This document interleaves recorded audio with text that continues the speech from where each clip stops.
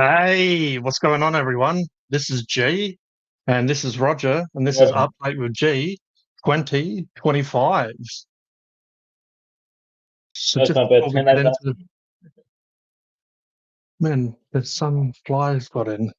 Anyway, hi Fly. Fly gets the first hello. Well, after Roger, we'll go through the chat. We'll see who's here. We got Phunken Hungry. We got AJ. Got to wait over 2 hours, but the plus side is he's first. Suck on that, Stylesy. Then we have Ultra. What, has he changed his name? Ultra Go Mango, official wizard of Oz, or whatever the guy says. The guy? I don't know. It could be a girl. Don't think we've ever really discussed that. But hello, Ultra. How are you? We have Roger as well. We have Stylesy. Apparently, he was busy at work. Well, welcome, director. How are you, sir? Who else we got? I said AJ won the internet because he was also first on Hypersapien TV. We have Mark, not long now, and we have Peter. Was it ever as long as you thought? So there you go. We have Stolzy dancing around to the disco music, and we have Colonel's Fried Fish and Adventures in the house. How are you there, sir? I've spoke to most of these people recently, but yeah, Happy New Year for anyone I haven't said it to, and for anyone that's lurking. We have the cat's meow that apparently these streaming services don't like some of these emojis, so it just said meow, huh? And I'm going okay. That's good. Okay, and also before we get into it, I'm going to shout out to the Funkin' Hungry members. Now, Dave was polite enough or kind enough to gift people, so we have Gunty, Social Media Grow Show. We have Bridget, Backyard Trucker, Damo's Fishing Escapades. We have Joanne, Yoda Girl. We have Becky's Fishing Yeah. Adventures. We have Dogface, Vanessa, Just Rant Already. We have AJ, the First Man. And we have Kavada Dudu and Oh, Stalsy. budget. The director himself is going strong. He's still the king of the members, if you know what I'm saying. I reckon when Stylesy ticks over to a year of members, I'll have to give him a little something and keep your minds out the gutter because I'm not going to be getting into any of that business. But he will get the prize. He'll get the prize. He's the king, the official king. Now, normally Roger calls people king. This time I'm calling him Right, King okay. Stylesy. Yeah, they're all kings, aren't they? Besides maybe those few. That's my house. Going to be kicking back with the stream with a glass of Coke and a nice batch of homemade fried chicken tonight. You feel like chicken tonight. Feel like chicken tonight. Now I that love sounds that out very too. Mustard Channel. Will it be money? I don't know. Do you want money? Speaking of money, I did bring myself one of these. Now Exactly. actually enjoy it in peace. Oh, apparently I got a little bit too excited. Apparently that's the effect I have on cans of Guinness. It's lucky I wasn't on live stream. That might have been embarrassing. Oh, it's all right. I never get embarrassed. And now I'm going to pour it like a moron because it's everywhere. It's everywhere. Here I was just wanting to enjoy a nice drink, and apparently, lucky I cleaned up my desk yesterday. I actually got a clear working space, so it's just all over my cupping mats and all over my ego. The pride of the Guinness. Yeah, while I'm mopping up this like an idiot, let us know who's here. Let us know how you are. Right. Let us know if you let us know if you bought me a gift for Christmas. Let me know if you said hello to the neighbour's cat for me. All right. Happy 2025, my friends, and to you as well, Mr. Alphabet Man. Yeah. What else we got? Got Roger coming in with the brony. How's 2025 going for you so far, AJ? Going well so far in 2025. What is it? Day 4? Yeah, that's all. 3 so. Lucky for you, AJ. My year's been nothing but drama so far, but that's all right. Got to start off strong, right? That's good to hear. I'm waiting for my kiss. What, from Stalsy? Didn't he give you one yet? I actually got the right size glass this time. Kodie, not Kodie. Kodie. Yeah. I was going to start off with a tea, but then I'm like, wait a second, it's pretty hot, but it's pretty hot. Maybe a cold drink would be more, my cup of tea. What? I'm going to play some drums for everyone. Roger's going to sing some tribal music.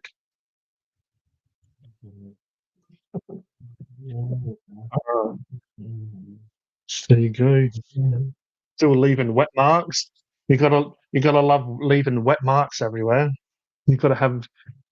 Okay, there it is, AJ. Oh, thank you. Wow, it's all happening in 2025. I'm here. Ain't that gift enough? Oh, it is. It is. Yeah, there's your gift, Stylesy. Peter's here. Enjoy. There's the Guinness. I'll just leave it to unbubulate. Isn't that a scientific word? Unbubulate, uncarbonate, unbubble. What's Roger drinking tonight? Well, he's got a smirk. He's got a bit of a smirk. This could be anything.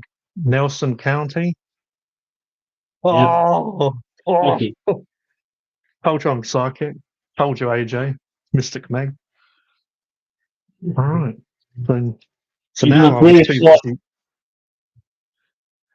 was too busy trying to be a YouTuber and do the right thing with the intros and outros and spilling drinks. Now I don't know what the hell I was going to talk about.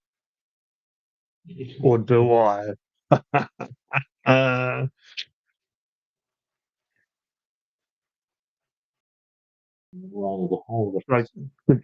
give it a funkin' hungry lick lick, a funkin' hungry sniff sniff. When and what's this? Wine and Stefan. Words. Wine and Stefan. Oh yeah, needed that. Also going to have a couple of Great Northern alcoholic ginger beers as well. Yeah, I remember I had them. They're pretty good. Northern. Beer. Queensland. Oh yeah. Alcoholic ginger beers. Queensland beer. Glenelg's Queensland. And those ginger beers go down pretty nice. Right. Soft drink without Non-alcoholic. The non-alcoholic ones, I even like the Kirk's ginger ale or whatever it is pretty good. And I don't mind the Bundaberg soft drink ginger beer. No, there's Yeah, the Bundaberg ones, they used to do some awesome ones, not just the ginger beer. Yeah, they also have some Christmas ones too. That some sort of comes in a red box and stuff. A 10-pack. Yeah, I haven't actually tried that. It was the spiced ginger beer. Yeah, yeah, because I did a review about 5-6 years back. The spice one. Yeah, I've never tried it. So every time I see it, I'm like, oh, I want to try that, and never do. What a plunker! Yeah. Oh, you I'm got going going to do a phase review two. soon. Yeah, That'd be good to do some drinky poo reviews. I've done a couple of drink reviews. It's been a while. I've got way too much stuff to review. Still got stuff in 2024. Getting through it though, it's pretty much just noodles now, and I did get I'm pretty sure you reviewed those, the sausage sizzle chips, the Nag ones or whatever. I might have done right. They did a lot of stuff. I know. What is it? Shapes had 4 and 20 pie ones as well. I was going, like Shapes, the little biscuit. I know what you're talking about. I know the shapes are. That's kind of because I did quite a lot. Oh, it's 400 videos long. Yeah, it gets like that. Sometimes you can't even remember what you're reviewing when you have so many. What else I got? Got some other stuff as well. Still got Holy Kodie sitting here a couple of these to review as well. I've never actually had Popocky. Oh, It's like a rice It's like a rice cake in like a soup, never I guess. reviewed it yet. Got an original it and it says it's Korean street food, a rose version, creamy, savory rose, and an original, which I'm guessing is kind of, oh yes, spicy sweet. Yeah, I've been wanting to review them, or I've been wanting to eat them, try them, but I better do a video because apparently I do videos now. Everyone, Phunken, Roger, and everyone, I am back. I just had to do some things for a while before I joined the stream. Well, welcome back. We did give you a shout out, but we'll give you another one. Hello, cheerio. How are you? Alcoholic ginger beer sounds so good. Yeah, I mean, when it comes to alcohol, having a bit of alcohol volume in there and then obviously a nice tasting drink always goes down, especially on a hot day, good old ginger beer. There's South Sydney there, Alka swag. That's where Cronulla Beach is, South Sydney. South Beach, nice suburb. Because that's where one of my ex-girlfriends are from, Cronulla. You had some head while you was relaxing at the beach. Nothing like a bit of head on the beach. Speaking of head, this Guinness has a nice head on it. Mm. That's the biggest, big. All the way in the Irish there. That's the best you can do. The last few days I've been setting up Discord. Well, Discord's always been there, but I've been still got a lot of work to do, but trying to make Discord better. I did spend some money on a bot. So the bot will automatically do stuff. So far, I've set it up to share Phunken Hungry videos when they go live. I'll do that to some other people, so everyone knows when people's videos go live, even if you've already clicked the notification bell on YouTube.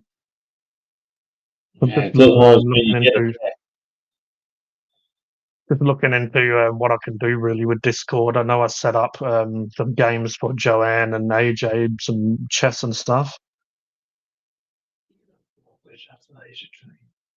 So yeah, I did put the Discord in. I'll pin the Discord to the top of the chat. Yeah, Cronulla Beach. Cronulla, I don't know where that is. I had an ex-girlfriend.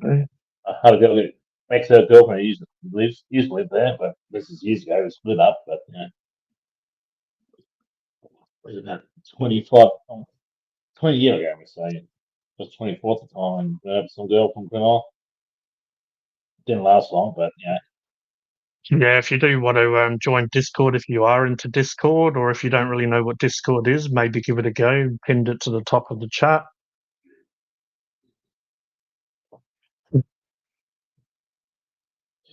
Apparently, AJ remembers stumbling across a gay beach. How did you stumble across it? And I thought me coming home about 3 in the morning was pretty interesting. How long did it take you to realise it was a gay beach? when you're like, wait a second, there's no women around. Oh, there's I used to, if used to brew my own ginger beer until it turned alcoholic.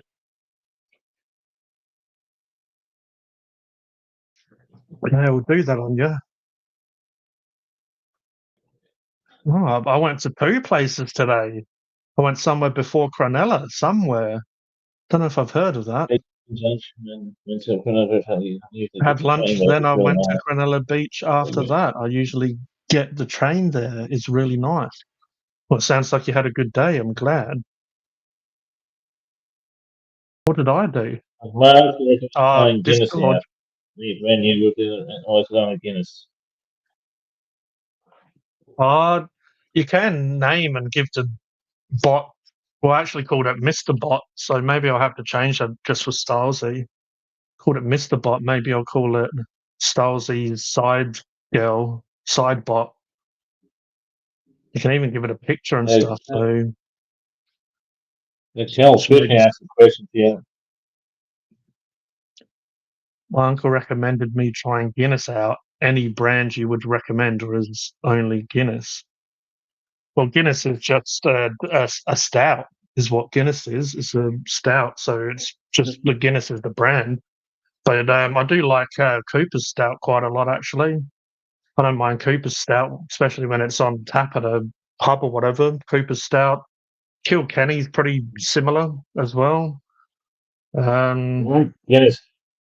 I know Guinness tastes different in Ireland than it does overseas. That's what I've heard Yeah, about Guinness. yeah, that's what I've heard as well. If it's in Ireland, Guinness is meant to taste different. It's a little bit different elsewhere. I guess it's because if they brew elsewhere, the ingredients are going to be slightly different. Like the same ingredients, but they're going to taste different from different countries. You know, the ingredients they use. It's like when I first moved to Australia, even meat and chocolate and stuff tasted different. You know, still the same Like stuff, but just when it comes to meat, I guess it depends on what they eat. Like if they're here and eating food, even if it's grass and stuff, it's going to from the environment, it's going to taste slightly different. The and also grains, where they cut it too. yeah. It's also where they cut as well, and the angle of the cuts as well. So Uh, yeah, for stuff that's easy to find, well, I have had some milk stouts as well. They're pretty nice and pretty different. yeah. But yeah, And I also Guinness had on tap. Horrible. Guinness on tap is even better. I don't know. I guess stuff gets a little bit of a tinny flavour when it's in like a can, or just it changes the flavour a little bit. But off a tap, it's even more creamy and nice. But yeah, if you can't find Guinness, or Guinness is a little bit pricey, even though most stuff seems to be, try Cooper Stout. I know there's some Pirate Life stouts as well, Pirate Life ones, because I know I reviewed one last year called Chocolate Stout of Pirate Life. Yeah, I still haven't found a chocolate stout. I remember you reviewed that, and I've been wanting to try it, but every time I go into a liquor store, don't seem to have it. Yeah, it's still pretty quick, the Pirate Life stuff, because What one of do the you cheaper reckon? ones around. Is it just a little bit more sweet, or does it have like a bit of a earthy sort of It's a flavour? bit sweet. It's a bit sweet, just about it. Bit sweet in it, and like at the front end, you can taste it's really sweet and stuff, like at first, and then it gets smoother as you drink more of it, like getting deeper into it. This is pretty I found. smooth and pretty creamy, but it does have a bit of a bitter flavour as well to it, or bit sour or bitter. Just a little bit, but Pardon me. Okay.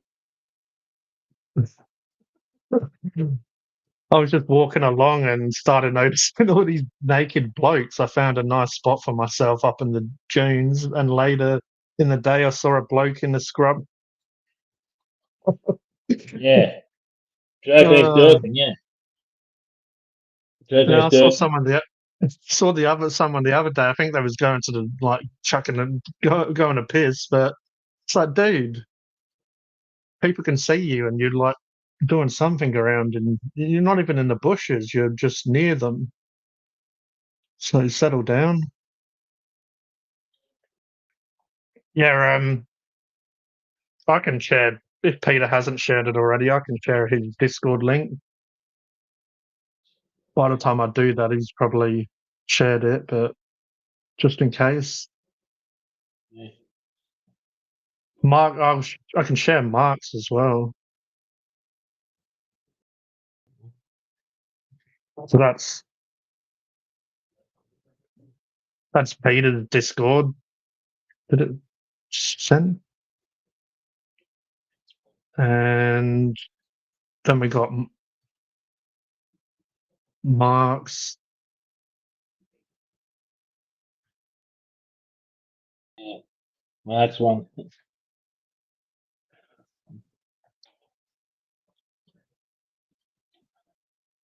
And Usually just why Mark. not? I'll share Emma's as well. Emma is someone that's on Mark's streams a lot. Yeah. Oh, there's a one. Yeah. I'll share that as well, just in case anyone is interested.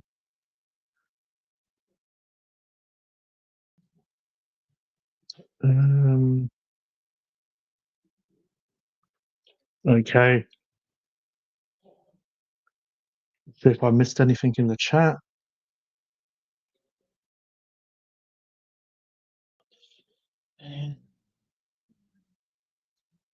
Yeah, maybe give him a review, Colonel, because it's always good if you haven't tried a stout before. It's always good to have the first, like record your reaction to something that you haven't ever had before. There's a few. Scammed by some impersonators on Twitter posing as wrestlers. They trick people into giving their information and access money. Yeah, that's what they do. There's some people pose as legitimate wrestlers. They pose, oh, I'm a wrestler, but they're not. It doesn't impersonate them. Yeah, you have to be Like smart my about eyes, that sort of stuff. Normally, if it's too good to be true, it's normally not happening. Especially when it comes to famous people. I get it all the time. People that have me on Facebook, I normally share it for a laugh, but like I'll get a message from someone pretending to be, I don't know, Eminem, Brie Larson, bloody all sorts of randoms, or even if they're not famous, sometimes a beautiful woman messages you, and it's just someone using a porn star or a model's pictures.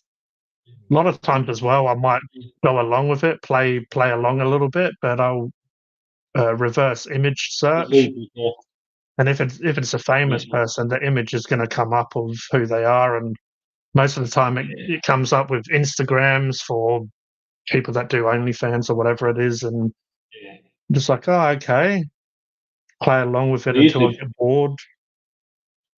Yeah, they usually reverse image of photos, and they come up with I'm a beautiful girl, or a beautiful female. Oh, I'm attractive, six-figure guy. Also, most of the time, sometimes that can happen, but most of the time, good-looking women aren't just going to be randomly messaging you. Or maybe it's just me. Yeah. They don't ever message me. Yeah, yeah. Styles said, did Britney Spears says, "Did you Phunken hungry?"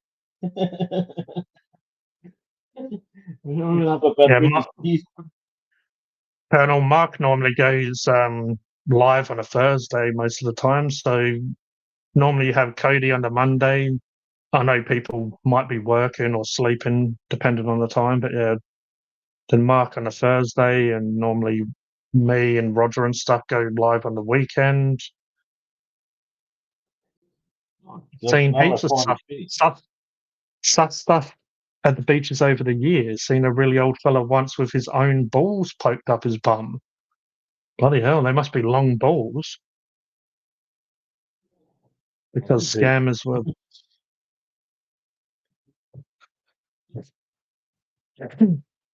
Other people might fall for that. Yeah, no problems, Mark. Hi there, Dylan B. Hey there, G and Roger, and I enjoyed New Year break. Well, it's good that you had a bit of a enjoyed your break. Yeah, as long as you did well, Dylan, you'd be right. You deserve a break after all the work you put in last year. Yeah, took With 2 your years to videos, get at it least. back. That's not good, Ultra. Britney Spears always messages me, Stylesy. She always says, "Oh, stop talking about me on your live streams." And I say to her, "What do you want about? It's free publicity." She says, "Tell that Stylesy that if he's nice, I might send him a couple of private pictures." I'm like, "All right." Like, give him a AJ, picture AJ, to AJ says, "Good luck. Women are overrated. Way too much trouble. Give me a plain Jane any day." Well, if I ever come across a Jane, I'll send them your way. Robert Just liked Carlos. and followed. Lucky Ross. Yeah, if anyone wants to, follow Phunken Hungry on Instagram as well, I'm trying to build my Instagram. I'm trying to get to 2,000 followers first. I'm up to about 1,700 or something at the moment, but trying to do it on Discord, trying to do it on TikTok as well. But TikTok, the last few videos I've put on there have just, there's a few people that follow me that have watched them or liked them, but yeah, I don't know. Trying to crack the codes there is pretty. I think it's just like most platforms. I guess you need to be on there every day, annoying people every day on there, talking to people, networking, and all that stuff to try to get anywhere. Because I just realised I had my 400th video the other day. Yeah, yesterday. Didn't know that I Yeah, looked at some 400 videos. That's including that's Austin. okay. That's okay, Dylan. No problem. It's just answering Dylan's. He doesn't have other social media. All I got is Facebook and YouTube. You might find plain Jane on there, AJ. Maybe if you go onto Instagram and write plain Jane, it might come up with one. But yeah, that's all right. I mean, I'm not necessarily using them because I'm loving life. I'm just using them just to try to spread the name. Really, I've been sharing on Facebook, TikTok, YouTube, and Instagram. Probably should put them on X or Twitter, but It's that not called Plain platform's Jane. weird. That platform's weird, It's and called not I open up Twitter or X, it's normally has porn or whatever on it. So I'm like, all right. Facebook is for old froggies. What are you saying, Peter? I say I'm old. I don't know old. I'm 45 this year. Facebook is for That's pretty old great. fogies. I only got TikTok's for YouTube and teens. Messenger, but I don't use Facebook. Yeah, that's fair enough. I do have How's Funkin' that going? Hungry food community as well on Facebook, which it's got under about 200 people at the moment. But yeah, hopefully it grows one day. It's more just well, that was one of the first things I created. That's where I spoke to Roger and Dave more. Now Stylesy's on there and other people, but yeah, it's just a place for us Yeah, to talk, but also everyone can share their food, their recipes, food, or Roger or myself or whatever might share our videos. as I said, We've actually got a few local companies, restaurants or whatever that have joined as well. They don't normally share too I much, said, but I said my local one, the burger nut. yeah, Yeah, it's down in CBD district town in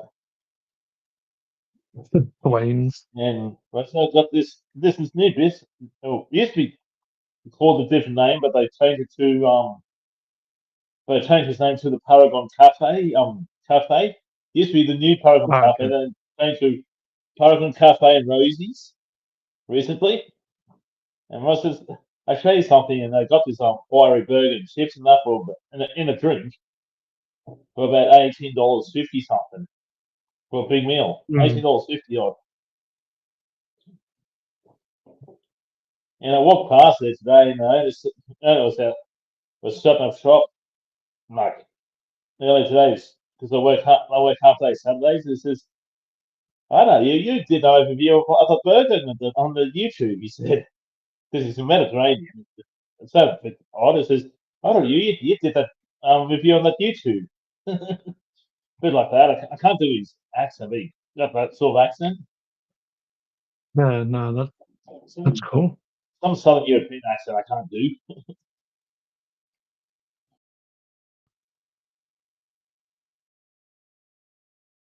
Yeah, there's definitely a lot of local places I want to try this year. There's a few cool restaurants or cafes or whatever that I want to try for sure. No, I've reviewed them ages ago. Went there with Stalsey because we were close. Bakery on O'Connell. O'Connell is the Yeah. street that it's on, and it's a 24-hour bakery.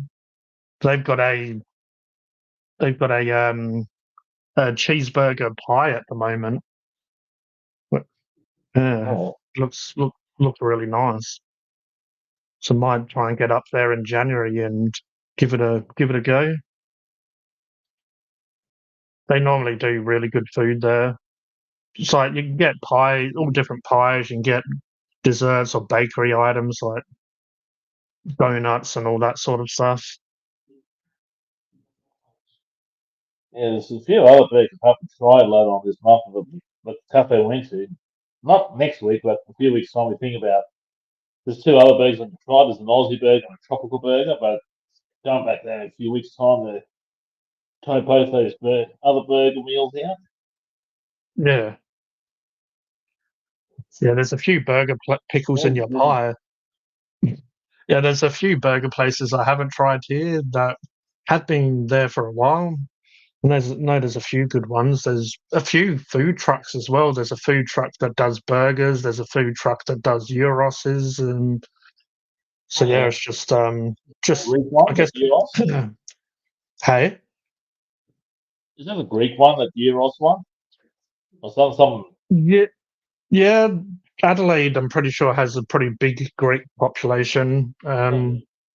Most of the time, it's yeah. Well, I guess traditional gyros would be like a Greek style one, but I know one of my favourites is in on Hindley Street in the city, Adelaide, and I've had it a few times. I haven't reviewed it, so maybe I'll just review it so people who haven't been there can see what it's like, see if they want to try it. But it's really good. Yeah, O'Connell Bakery. I mean, 24 hours as well. You know, I've gone there in the afternoon. I've gone there at night time before. Got some really good stuff. I am on yeah, Phunken that's good. Hungry. Yeah. This would have been 2023, I reckon. I reviewed this. They call it a cronut, which is a croissant uh, style donut, and it was like a Reese's Pieces one. So it had peanut butter cream, it had chocolate and peanut icing, had peanuts on top of it, a couple of Reese's Pieces. It was absolutely insane. I didn't know how big it was going to be until I got it as well. That's what she said, right, Stylesy? Yeah, It's always fun. there's a lot of. Always pretty good. I know It's Macca's so and modern. Jackers. I know Macca's gets a lot of views and stuff, but just get sick of reviewing it sometimes, especially when the chips normally are crap and all the rest of it. I'd rather spend a bit more, go to a local cafe or whatever, and All place. I need to start miking up and going into the big bad world and reviewing out and about. There's a At lot of least with channels local that do that places, that I like. And at least with local places, they make a mistake and you say so, they usually try to rectify it straight away because they care about the community a bit more. While the yeah, big multinational companies like McDonald's and Hungry Jack's, since they're multi-international, they usually don't care too much. They say, "Well, go away, little boy or little girl," usually. while the local places, if you do something wrong, they usually try to rectify as quick as they can. I know sometimes when I've Unfortunately, done that at Hungry Jack's or something, they act like I'm the problem. Oh yeah, you made a mistake here. They get angry almost. Ultra, do you mean like a cheese and bacon roll? Because if you mean a cheese and bacon roll, yeah, I used to get them all the time when I was a kid. Basically, they went up in price, and a lot of places don't seem to do them as much now. But gotta love a cheese and bacon roll, especially when they're fresh from the bakery, still warm. They had that's 50 years. Ultra said Vietnamese hot bread, and I want to do more bakeries as well this year. More bakeries because there's some good ones, and I want to do some banh mi because they're pretty. Don't know about the rest of you guys in different parts of Australia, but they're really popular in South Australia. The banh mi, the Vietnamese roll with the meat and the pickled veggies and stuff on it. They're It's really popular. they're, they're really popular here, and seems more and more places are doing them. And but yeah, I reckon I've reviewed 2 on the channel, but I need to start doing like a lot more. I can eat There's peanut one butter place on in crumpets. the You can eat it on there's one crumpets, but not on toast. Maybe it's because the crumpets absorb a lot of they absorb a lot of that stuff. It's like soaks into it a bit more. yeah, I thought so. Vina, yeah. Winter hot breads. Fair enough. Yeah, I mean, I don't really have money to be traveling at the moment, but maybe one day I'll travel to different parts of Australia. Really, really, I guess my goal for 2025 is just to try new places and maybe even revisit some old places. Because some of the old reviews, yeah, they're pretty old. I might, as I said, I want to do on location reviews if I can. That comes with its own challenges, noise, It really and does. all, all the other stuff. Yeah. And you can't afford to walk to man knows you look like somebody who's chatting away on a thing, saying to themselves like blah blah blah blah blah blah blah. Unless they know you. That's like who's that bloke talking to? You know? Yeah, that's it. Might get a few more people watch the channel if they say, "What are you doing?" I'm like, "Doing a food review." Oh yeah, what on YouTube? Well, What's it called? What's it called? What's it called? Funkin' Hungry. And then I remember people asked me before. I said Funkin' Hungry, and they had no clue what it was. because that's how the trouble ran around at first. PH.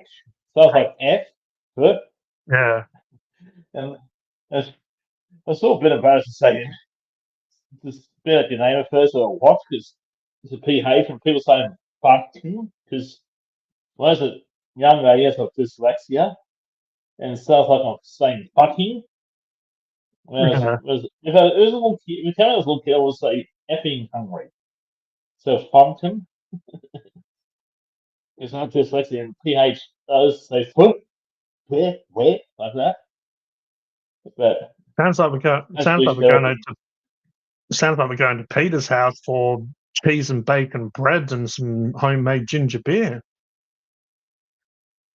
That'd be a good combo. I can think if you still got the English accent, G.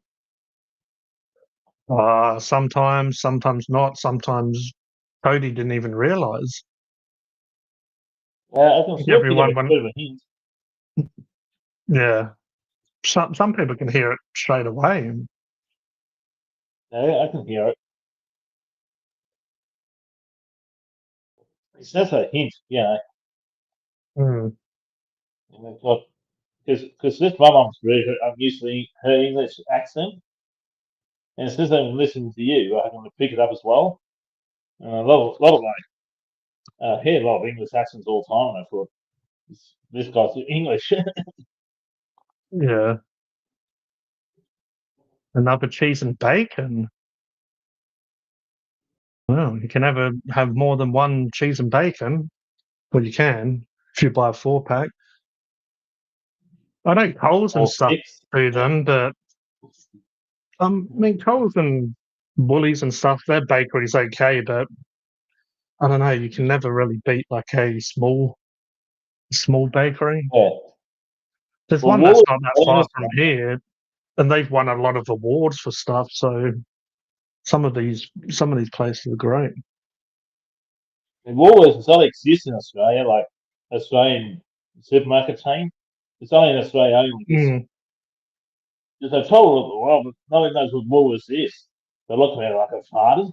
Yeah. It's the only big supermarket chain in Australia. Like, the Big W's linked with Woolworths. There was a few other smaller markets as well, because all big supermarket chains, they break them down to smaller markets so they can make more Mm. money. And it's perfect match strategy because you might go one and go another. Still get money and all goes all the way to the top.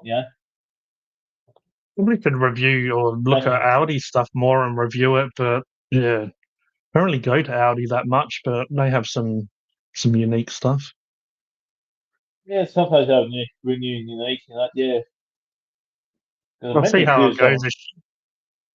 See how it goes this year. I definitely want to do more local cabs, bakeries, that sort of stuff. Maybe get away from some of the snacks and stuff, just because a lot of the snacks and all that stuff are going up a lot in price. And I mean, you're paying a lot of money for stuff that's processed or not real food or high in sugar and all that stuff. So it's like, may as well Well, just if we eat got real strong food. wages, And I have reviewed. I did it. There's a few reviews that I need to smash out. There's a place called the Stuffed Chook that I did with this burger. Yeah, it was this burger and it had a fried pickle on it, like a pickle that was deep fried. what stuff cooked anyhow? Because I remember talking about opening it up when I was in Adelaide in the late '80s, called the South Crook, and I Yeah. wonder if it's open. How long have it been going for anyhow? I've been there since I was 8.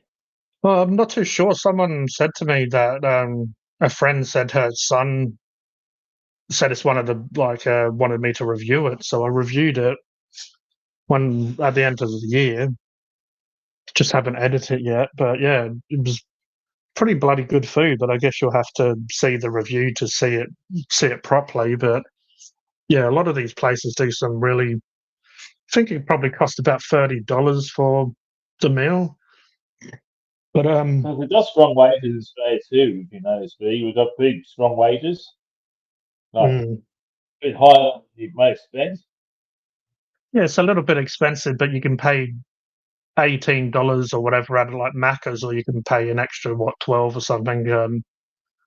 Yeah, and you're supporting local business. I did get it delivered as well, but some of these bigger burgers, the stuffed top. I saw that. That's such a stuff. I don't want to say because That's, in case. that's what you're into. I mean, who am I to judge? But The half one, or you receive one, or you have both. Yeah, I know. yeah, bloody bread out of the oven with a bit of butter on it is bloody lovely. I'll start shopping at Audi once my van is running again. Hmm. Oh, my name was Stacey from Scotland. Woodhard, Woodhood, like that. But that's my male version of it. But my name's got this But I mean, nice thick Scottish accent I can remember as a kid. And I used to laugh when she says, "Butter, that." I used to roll around laughing. That's on my dad's side. My brother's dad's side. if there's any interest in the snacks that come out, I'm sure there will be. I'll give them a go.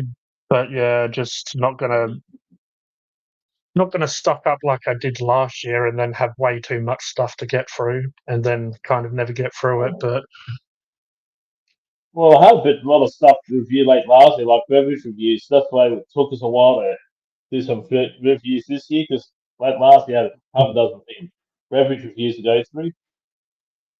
We'll get through in the end, because we only do one video a week. I stated otherwise. Yeah, I did the Big Jack, and I'm sure those restaurants are going to bring all that stuff out again this year. So I know McDonald's next promo is going to be the McOz, chicken McOz, Vegemite shaker fries, crunchy McFlurry, and I'm not sure if there was anything else, but yeah, I'll try the crunchy McFlurry. I'll try the chicken. I'll probably compare the McOz with the chicken McOz, and yeah, the Vegemite shaker fries. Even though I think McDonald's chips are crap, the Vegemite shaker fries will be interesting to try. Yeah, Jack's made it better than Mac. Or Mackie D's, as they call it in United Kingdom. That's McDonald's. Oh, Mac is from Australia. Can we like Yass one? Because there's a sign called with a big M called. There's a town called Yass, and with this big M, looks like my ass. It says open at 6 a.m. There's a town called Yass. It's about an hour and a half or so away from me, near Canberra. It's a city, and they've got this big arches with big McDonald's. It looks like my ass. Open at 6 a.m. Looks like it says my Ah, ass. Open at 6 a.m. Because I remember, I remember that.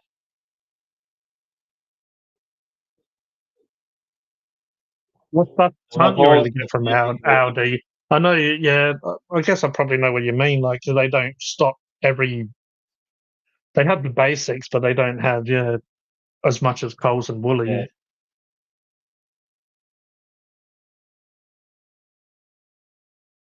Because yeah, I'm pretty interested to try the chicken one. That'll be cool because I'm pretty sure it's the first time they've done the chicken. But then I don't know. I guess chicken and beetroot will work together. All right. The only problem is one of the problems is McDonald's bloody burgers and stuff are just getting so small now. The chips are never normally fresh or nice.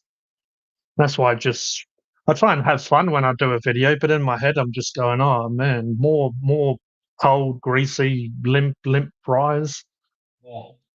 more So money that's down the the odds. drain. Yeah, and I think 2 odds would give it 10 out of 10. Yeah, I'll give it a Phunken lick. Old thing and the Bill ABC TV's his boyfriend.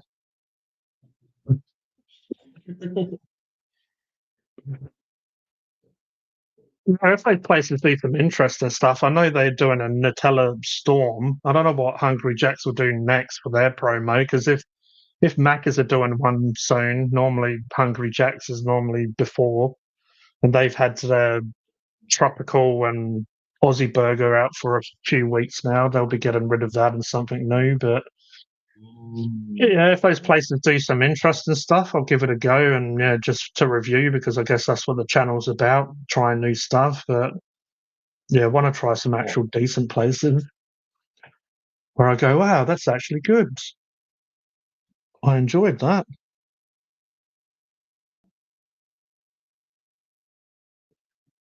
Yeah, I guess if you like sponge fries, then you'll like them.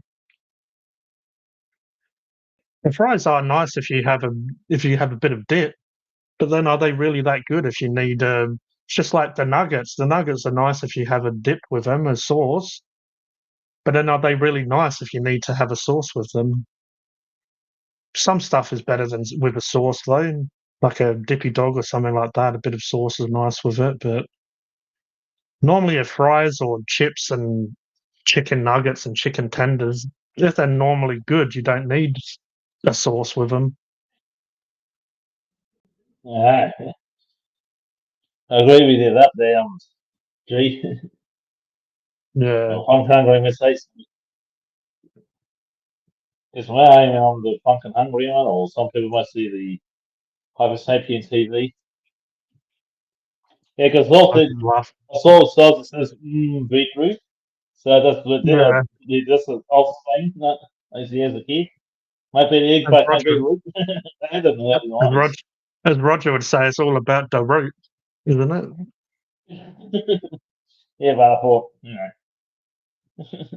that pretty you can much say goes what this for all last time. Maccas. It's pretty good when it's fresh, and then when you give it like 2.5 seconds, it's like, oh, it's already gone. Dale, Yeah, you ever do local pizza oh, places? okay. Done a couple of local pizza places. They are a little bit, I don't know, maybe a little bit awkward to film with the setups that I have, but yeah, definitely should do some pizza places as well. I do like a good pizza. Normally, a wood fire one is the way to go. That makes it taste bloody beautiful, mate, or close to fresh. Also, I had a Yeah, I've fish done and chip some. shops. Yeah, I did a few fish and Done a, chips in done a, that Peter last year before. there is one.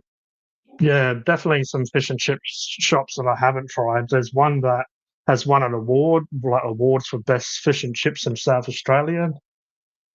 They do fresh hand cut chips and they're really good, but to be honest, their fish is okay. But when they put it in the paper, normally a lot of the batter gets stuck to the paper. I don't know. Sometimes depends I on still who's wrapping it and where they put it. I know this place is called Soto's. They do a breast. They do big breast. I mean they do, they do the best of British cat, and it has mushy peas, curry sauce, chips, and cod. And I've had that a few times, and it's really good. Oh, JKKJ! I just had Domino's. I feel fat as fuck now. Bloody good, but oh, that's the way to do it. Yeah, yours overindulge, and then you feel a little bit shit after, and then you go, "Oh, feel shit, but feel good." It was good, but shit. I hate it when the batter on the fish gets stuck to the paper. Yeah, so annoying because it's like I don't want to like lick or I don't want to lick the wrapper. I don't want to have to peel off my batter. Yeah, I definitely want to try more local places. I just need to work out how I'm going to review. For anyone that watches Rate My Takeaway, I was gonna maybe do what he does and bring a chair and a table with me, just so I know where that I can go and sit somewhere. I could put up my chair, table, and then I can just be a little bit away from the noise. Because otherwise, I'll have to find a place to Yeah, review. that's Maybe I'll just have to scope out the places, maybe even before I do reviews, and maybe even the day I go, just see where a little bit of a quiet place is too. And I need to get more confident on the microphone. Need to like just work out my equipment a little bit more. Probably upgrade. I do have a few different tripods. Yeah, most of the time I just do it on my desk you guys because house. that's the case of the You should sticky give it. fish and chips fun. Now, everyone likes to have a sticky fish in their lips, right? Nothing like a sticky fish. Yeah. I'm not sticky, but I can give out. Yeah, well, that's what I thought. If it's a little bit, yeah, plaggy, I guess means it's not quite cooked, but it's normally is cooked quite well. I don't know.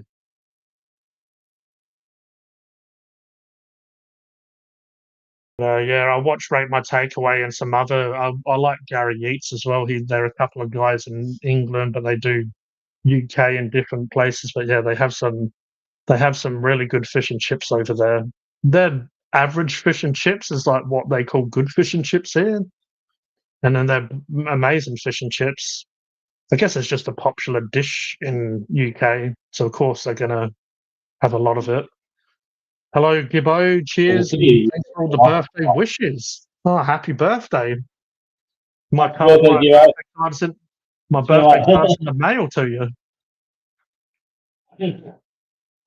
This ain't how he leaves. Oh, You said. everyone's coming here after they've had their dinner. Colonel's Fishing Adventures just finished my homemade fried chicken and super full now. I pity the Mine's fool. 25. That's my time, only at 9:25. Peter's planning on hot dogs, chips for dinner tonight. Sounds good. Did you ever have those hot dogs from last time, or are these the ones?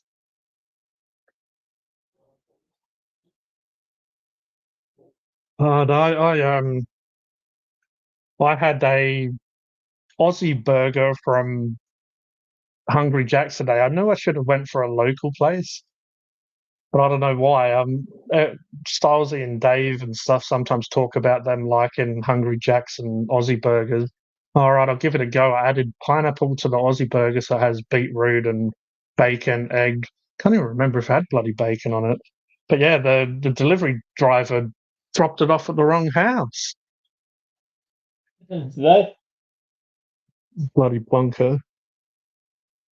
well, probably there's a popular street number or something he play delivers to. Play delivers there all the time. No, I think it was just Play an delivers that idiot. all the time. Number one official Gibbo. The number one. He's the only Yeah, giveaway. The only giveaway on YouTube. yeah, the official. All other Gibbos are not the official. Will the real official Gibbo please stand up? Ah, new ones. So yeah, I guess that's just that's my fault. Should have went with a small business. Because this Normally the with small businesses, they tend to know the local area a bit more. yeah, and small businesses as well. The Aussie burgers tend to be, I guess, Macca's and Jackers. Their meat sits there for a long time. Kind of like me at the moment. My meat's been sitting here a long time. No one's got it out and had a. Well, gee, there's always someone for everybody. You know that too. There's actually someone for everyone. There'll be somebody who wants to kiss you right now, too. You know, I want a bit of that tree. You know, he's Oh, he's if about you're 7 foot watching, tall, about hello. But yeah, those local 7 foot places tall. they normally cook the order, so they don't have all the food sitting around. Some places do that with certain stuff, but yeah, cook to order, normally fresh. Do you think it's Hey, possible to gee, do a live stream on Hollow Harem? yeah, if it was quiet like when myself and you went, I reckon the people were really nice there as well. I reckon if we asked them just if they could turn down the music or the music off, I reckon they would have let us because a lot of those places are nice. And when it's not busy, I could understand if it's busy, you would be annoying them if you're telling them all this different stuff. But yeah, and that Yeah, food that'd be was really. bloody good. Give it a funkin' hungry sniff In most sniff. in the small town I live in, if you refuse something from here, it's supposed to have town like wildfire within 24 hours. Mm. Like, I've used quite a few businesses. It says that everybody recognised me and my brother the next day. I'm thinking, work is well quick. There's only about Yeah, the 6,000 music was people, but word's whistling quick. You know, I was thinking, that yeah, word got around the quick. music was pumped. I mean, I reviewed at a cafe before. Me and fellow foodie reviewer kind of guy, Frank the Tank, we went there and reviewed it was a banh mi burger, so it was kind of like what you put on the banh mi style, but it was in a burger bun. They turned down the music and stuff for us. There was still some people eating and being a little bit loud, but just not necessarily loud, but they were just talking. And you don't realize how loud stuff is until you kind of review it, like want to do a video, because you just, even when they're eating, you hear the cutlery making noises on the plate and stuff. It's just, normally you don't notice when you're there because I guess you're focusing on what you're doing, but it's normally after, and then you go to edit and just hear all this noise. That was before I tried my microphone as well. You wouldn't be paying for soggy chips. Oh, I've paid for plenty of soggy chips, and that's what I'm saying. I'm getting a little bit sick of reviewing places that just serve up trash food. And what do they expect me to do a good review for them? That's why I just normally joke around when I get like Macca's and stuff and it's bad.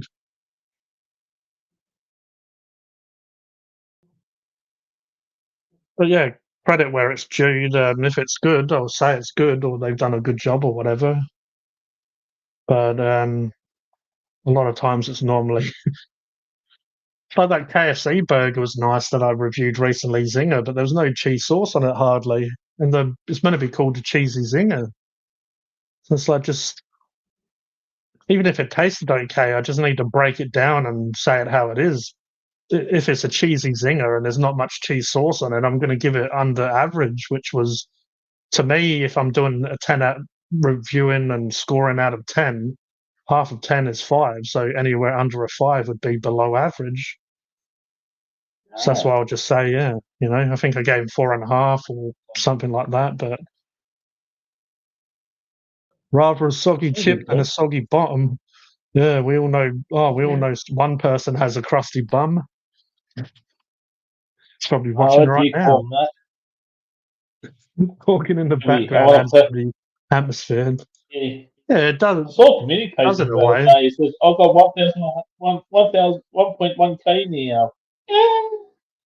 I thought, so what? You haven't done a video about Musty being pocket? I do agree with that, Stylesy, because normally KFC chips can be a bit soggy, but I still like the flavour. Still like how they have that chicken salt and just they're soggy, but they're a nice kind of soggy, not like the soggy bums.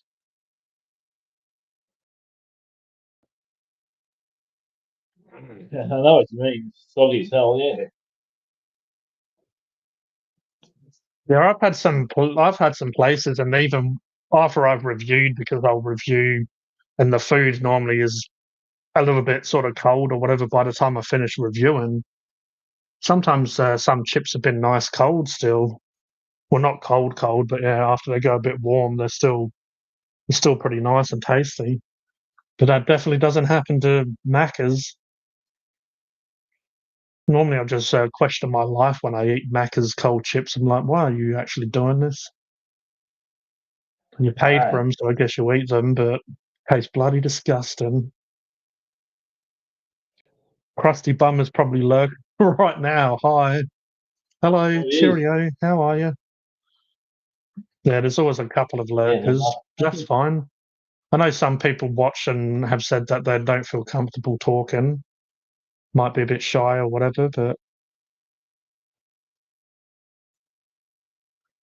I reckon most places, if you let them know you was coming in advance, they would probably either foot the bill or maybe just because I've spoke to a few people that do reviews. They go around places and, like I was mentioning before about Gary Eats and Rate My Takeaway and stuff, they just go to the place, they go in the place and actually record.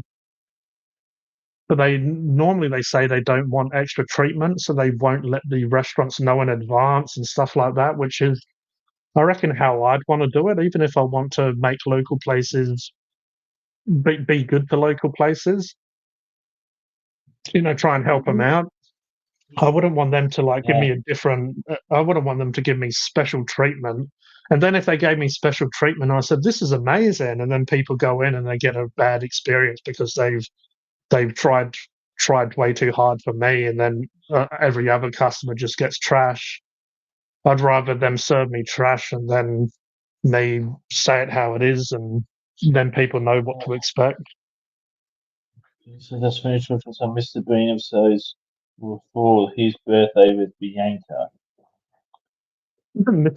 Isn't Mr. Bean a fictional character?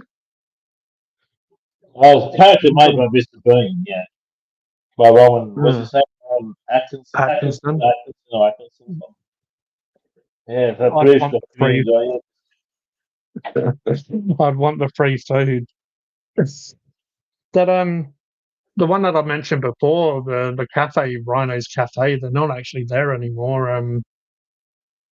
But they done some good food. I reviewed them a couple of times. They gave us free food. I went to pay for mine and Frank's food, and the guy that owned the place, the boss, he was there at first and had a bit of a chat to us, and then all of a sudden he disappeared, and it was just couple of staff members, the chick making the coffee. and I'm guessing maybe the chef or something. He came out a couple of times. But yeah, they said, "Oh, it's on the house." The guy who owned it said it was on the house. But I already done the review, so it's not like I knew it was going to be free, and I changed my score because of it. I mean, even if they did give me free food, I wouldn't like to. I wouldn't like to be nasty, but yeah, if it's average, I'd still have to tell it how it is. I reckon. So there's just like just have to tweak it a bit. Normally I'm drilling Maccas and Jackers and Clackers. Normally I'm drilling those places, even though I know how the industry works. But they could still offer better foods than most of the time they do, even if it's like little children that they pay like slaves to make the food. That's very true. Yeah. Grab the cool chips. Can I have some sauce with that? It's all about the food. Whatever food you like. I haven't done many like Chinese and Indians and stuff like that. Indian restaurants and like I've got an Indian restaurant in town here. So yeah, I haven't done Indian yet. I know there's a Yeah. drive-through Indian place that I wouldn't mind trying. It's like it's a fast food restaurant. It has a drive-through, but it's an Indian place, so you just rock up and you obviously you can get a meal, or you can get just what you want, rice or curry separately, or you can get it in a meal deal. Wouldn't mind trying that. I'm pretty sure they have Do some you get like they have some. you get vindaloos too there, or like vindaloos as well, like lamb vindaloos? Oh, I do like a vindaloo. I don't know Do my those spice serve right tolerance what about?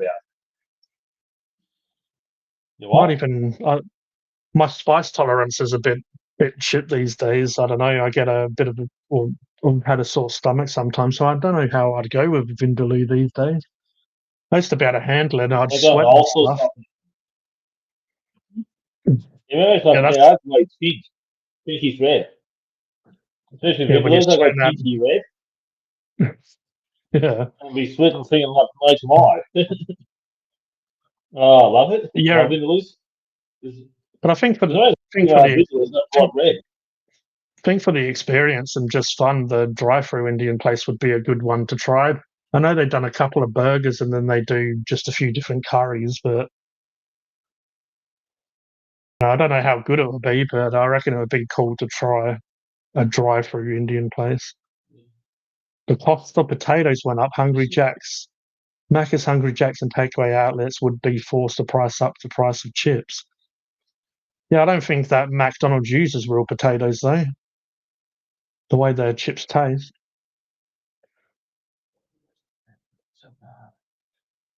Don't forget the poppadom. But yeah, I know a few places that do fresh hand cut chips. When potatoes have had like when we've had floods and potatoes were waterlogged, they had to go to frozen chips, and a lot of people didn't like the differences. So yeah, you've got to do what you got to do, but I mean, shit's tough for everyone these days, but still, yeah, I love a good nan as well. Nan, Gil, hello, Yeah. hello, Nan. Yeah. The reason I call naan nan is because there was this content creator and he was calling the naan bread nan, and I'm just like, what an idiot! But that just sounds so funny. Big up your nan. Uh, big up your nan. Tell her I said hi.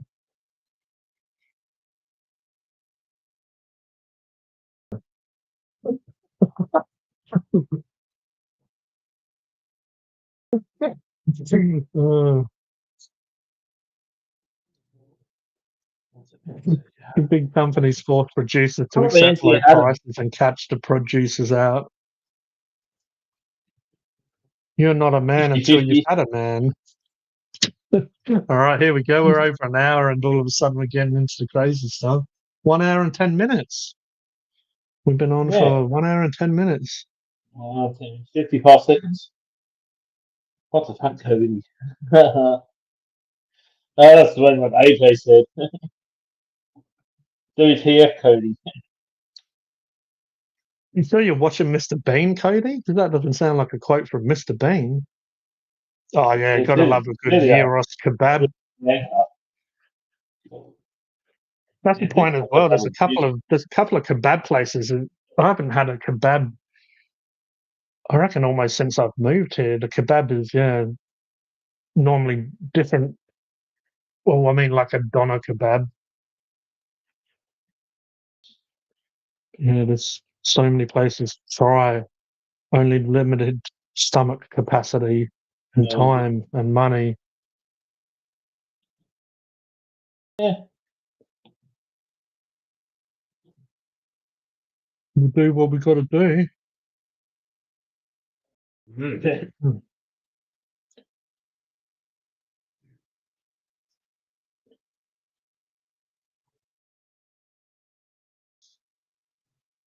Hi, there's the car. Hi, Phunken Hungry, Roger the Pirate, and everyone on the live chat tonight. And Happy New Year 2025, everyone. Happy 2025 to you too, sir.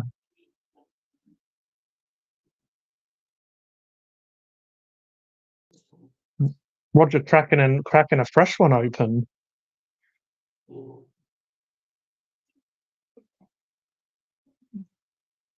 Oh, just finishing up. I'm finishing up one. Let's make sure it's empty as well. Neck it down.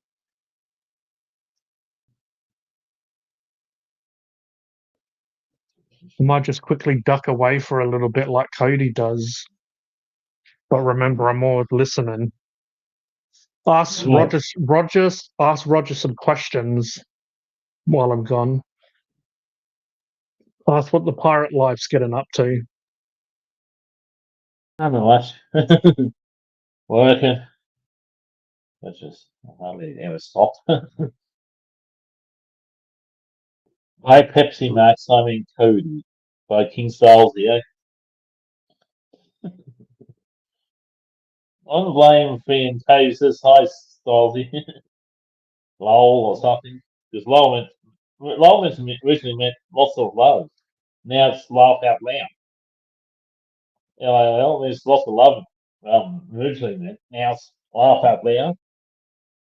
That's how the internet sort of, change things around.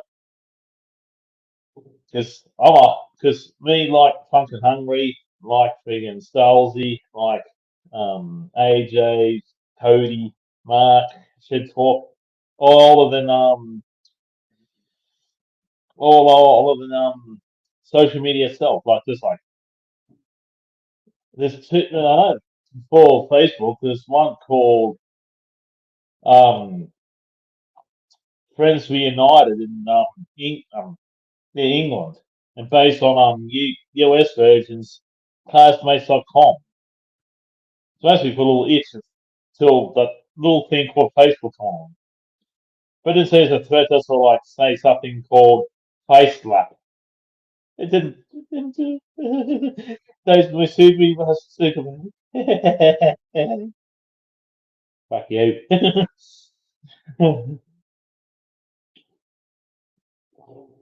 Yeah, it's called Friends Reunited. It's sort of a precursor to Facebook and MySpace. It's got MySpace nowadays besides small time bands.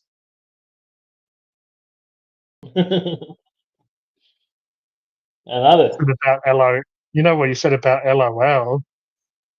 It's like I saw like a joke or a meme once. It was saying how everyone used to think LOL was like lots of love, and then it changed to laugh out loud.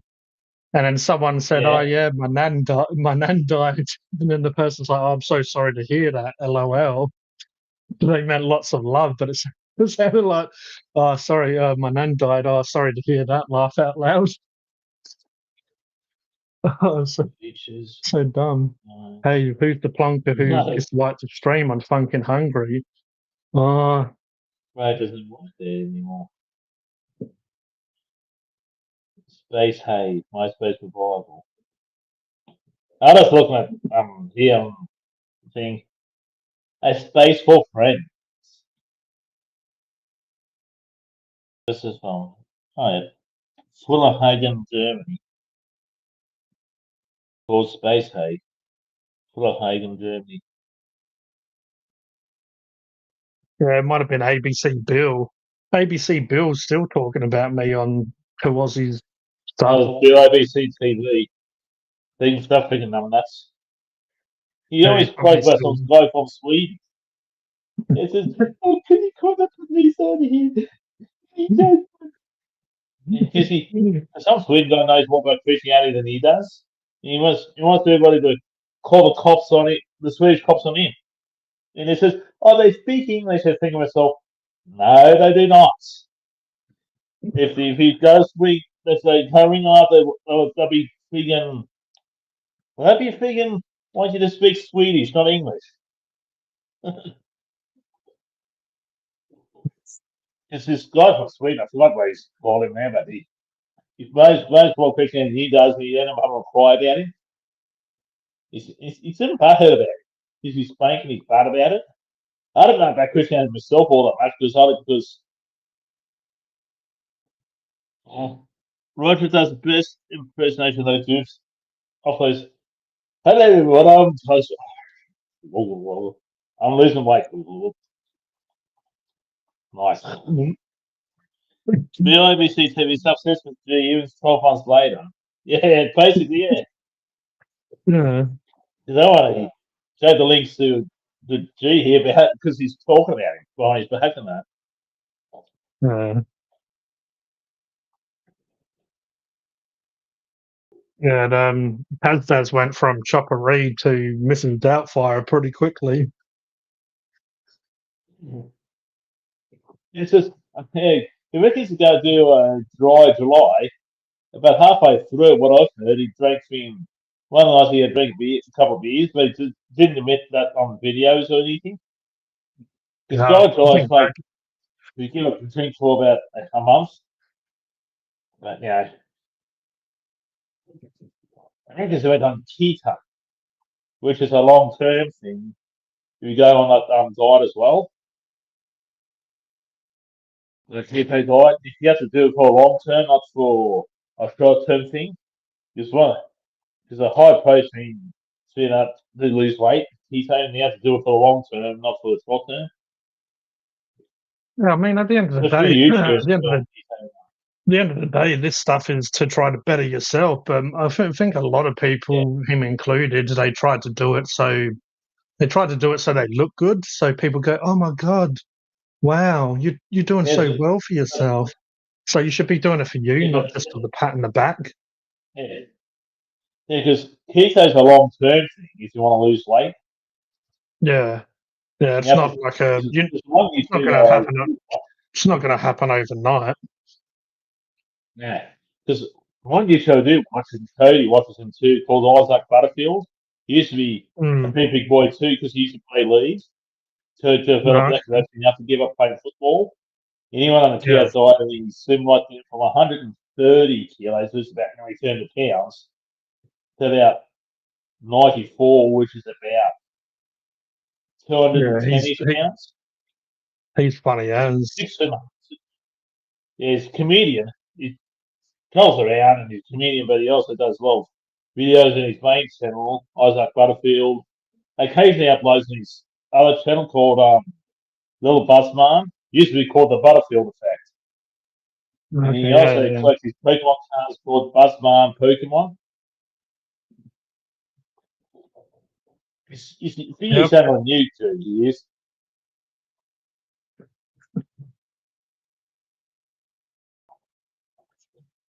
He's a bit taller than you too, 6'8". Bloody hell. That is cool. He's a bit over 2 meters tall. And I'm 5'10", and I feel small if I see somebody about 6'8". And I'm a bit shorter than Robert Fowler. Robert Fowler's about 6 foot. And I fed you, boy. Whenever I felt like this bit cheeky, I say, I fed you. once because my mother was in the shower and his father was putting some clothes away for himself and that.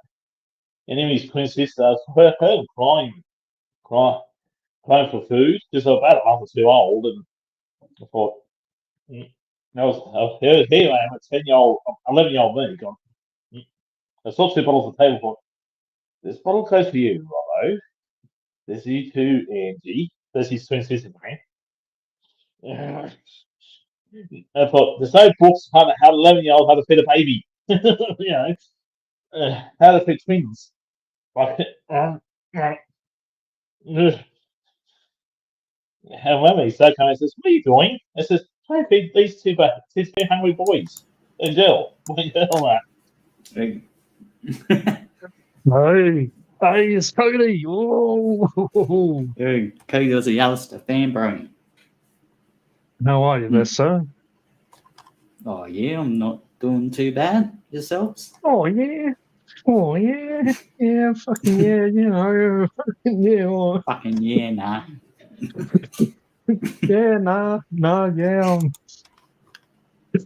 I think AJ's getting excited that you're here.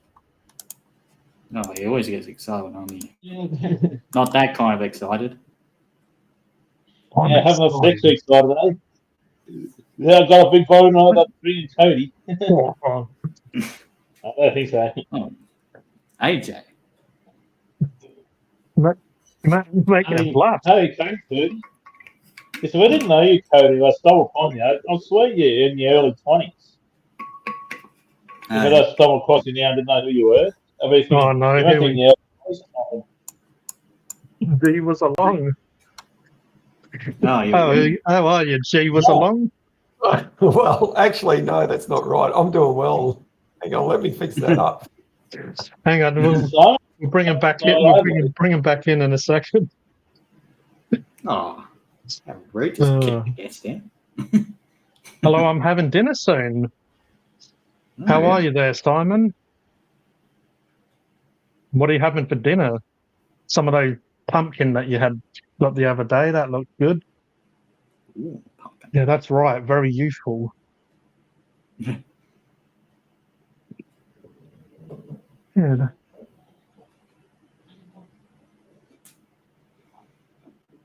We got 6 likes. Everyone must be disliking, right? That's all right. Yeah. Always look on the dislikes. He was wrong all along. Didn't you know that? Wrong about? Apparently, that's the popular opinion right now.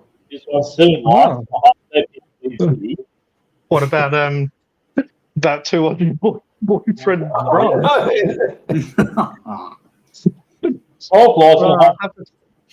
I have to put that in Discord. I have to put that in Discord so Kodie knows what we're on about.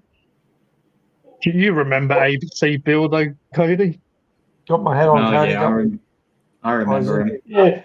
Kodie's a bully. Yeah, that guy. Yeah. I can see what he's trying to do. If you say anything about it, this speech empowerment, that you seem to be bullied picking on someone with a disability. And if you look, and you believe what he says, you look like a religious man.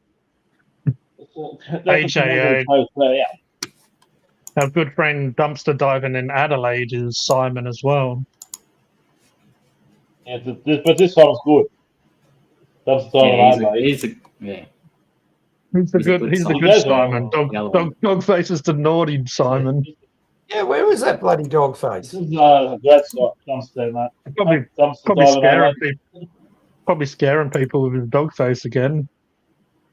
Doesn't know what's for dinner. Can't decide. Yeah, so a lot of people won't understand what I'm on about, but Happy New Year to Aussie. Good video to Aussie. For Ron means later on. That means G was wrong from the start. I support you too, Aussie. Yeah. Because if you watch my videos, I'll say I'll save that for Two Horses Boyfriend Ron. I think that's taken over from the neighbour's cat now. Yeah. Well, The neighbour's cat's missing out, and Ron's getting a little naughty doggy. You poor prick. Well, if we keep mentioning, eventually you got to go, who is this guy? And you look them up and you watch one of their videos. yeah. Yeah, Mm. you got to give it a watch.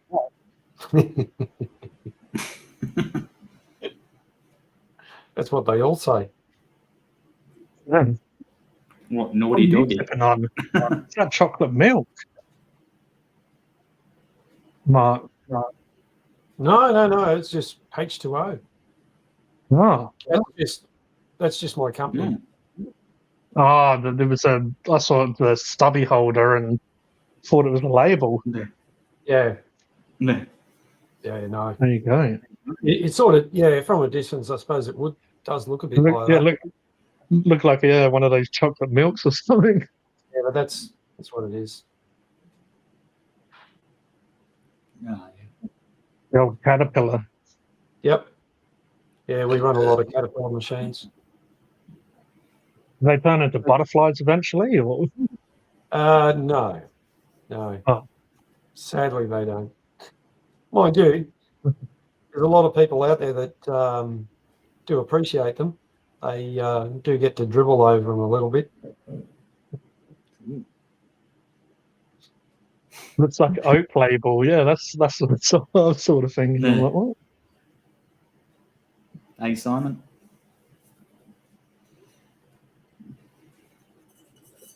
So I hear that you was watching Mr. Bean earlier on. Bean. Yeah, we watched some episodes and like start off like celebrating his birthday. We watched Bean, the Ultimate Disaster movie. Ah. He does a bloody good job. He does with that. I don't know why it's come to mind. There's so many good moments in the Bean series, but when he tries to get around the old people that take him so long on the stairs, and then he like climbs up and gets over, and he takes so long that then he thinks, "Oh yeah, I've done it." Turns around and they're in front. Yeah. Yeah. Yes. Has he actually made any Bean stuff lately?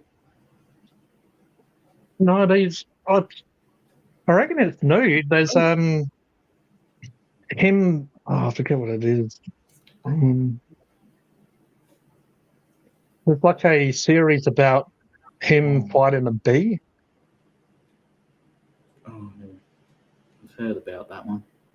Yeah, it's been Man versus bee, and I'm pretty sure there's a series of it now.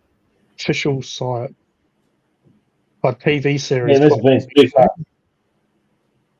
It must have been a series. I thought it was a movie. I thought there was a movie of it. Yeah, still though. I thought it was 2 moves a long way too. Yeah, this is 2022. No, guys.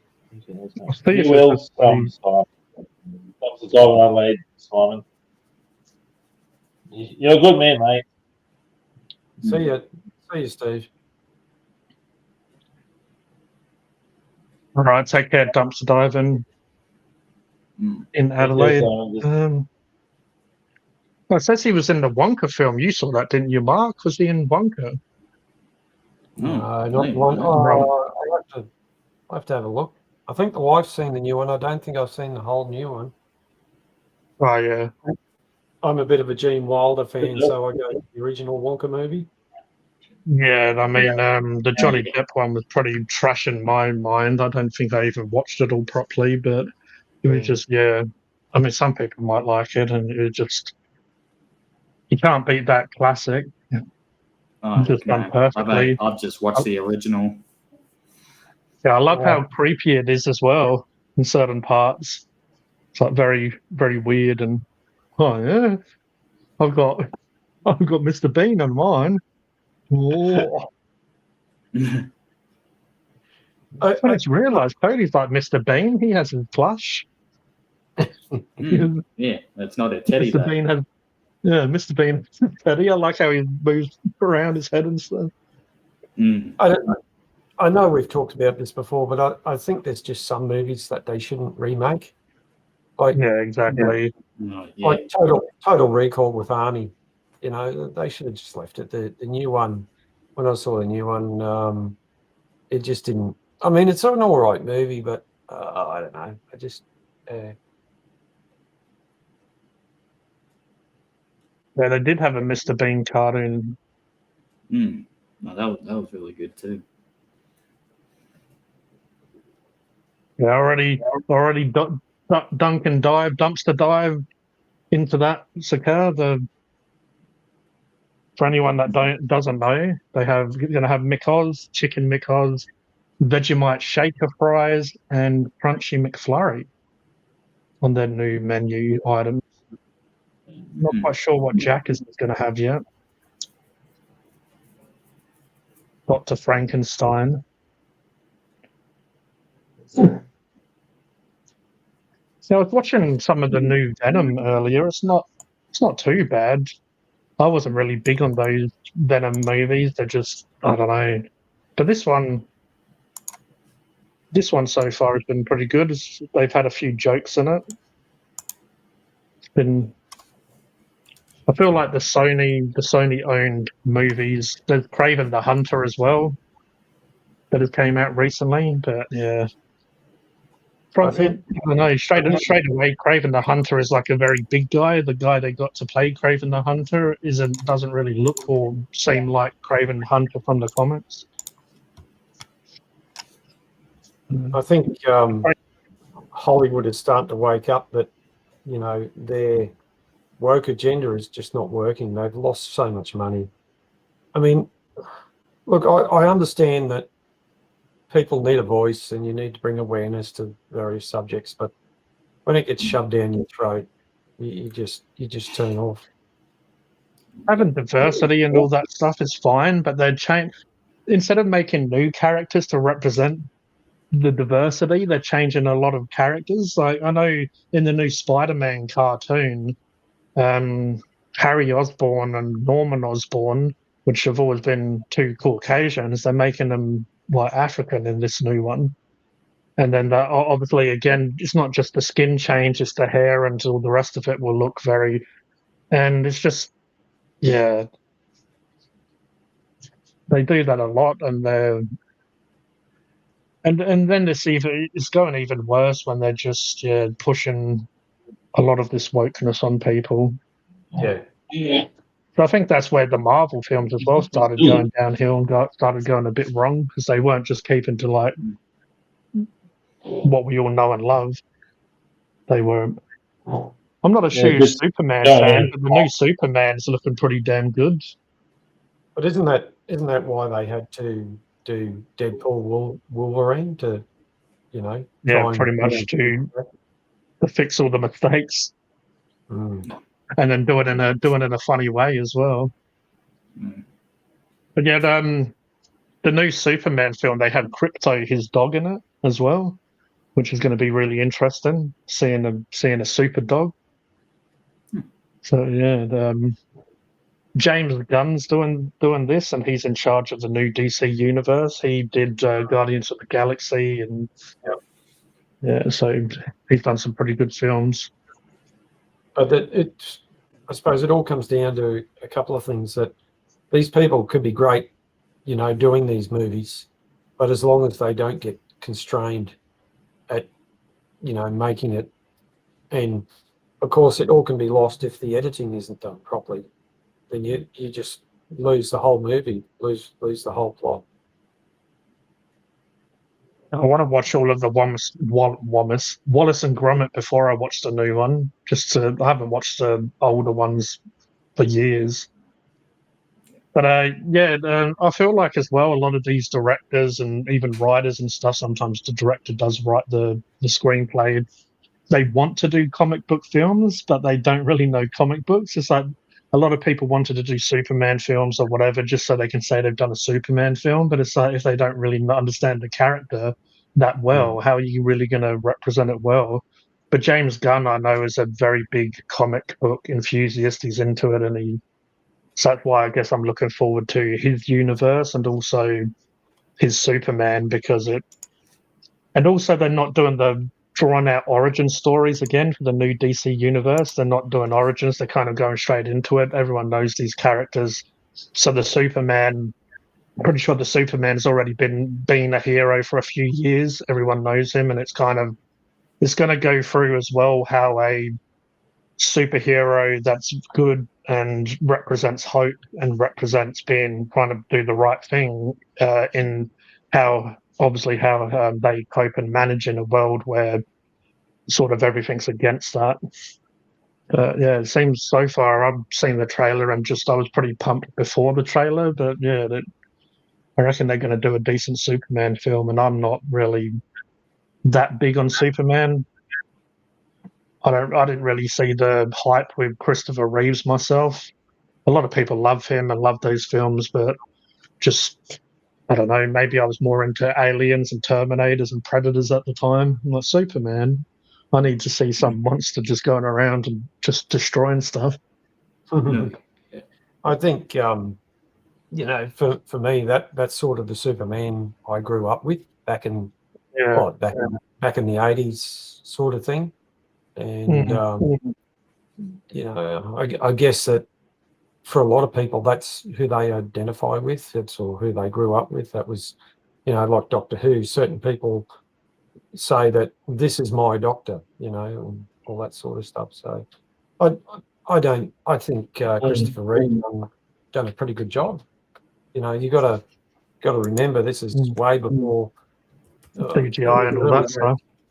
Early days of it wasn't even CGI then. It was done on, I think, even early days of green screen, that sort of thing. And to me it was well done. Some of these maybe it's just me, but some of these action movies have got too much action in it. No, I do agree. And I do agree what AJ says here. Tom Hardy, Venom. It's they're pretty good, but yeah, it's very different to the comics. They've made Venom a bit of a joke character, which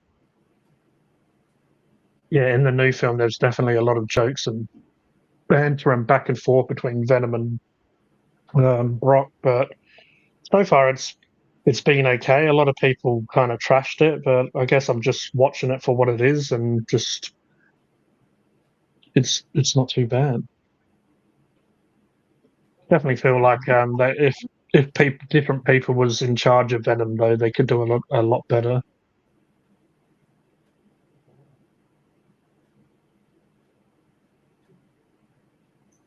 Like old Batman, old Batman comics, they were very gritty and dark, and even Ninja Turtles. You watch read the original Ninja Turtles comics and stuff, and they're very dark and gritty.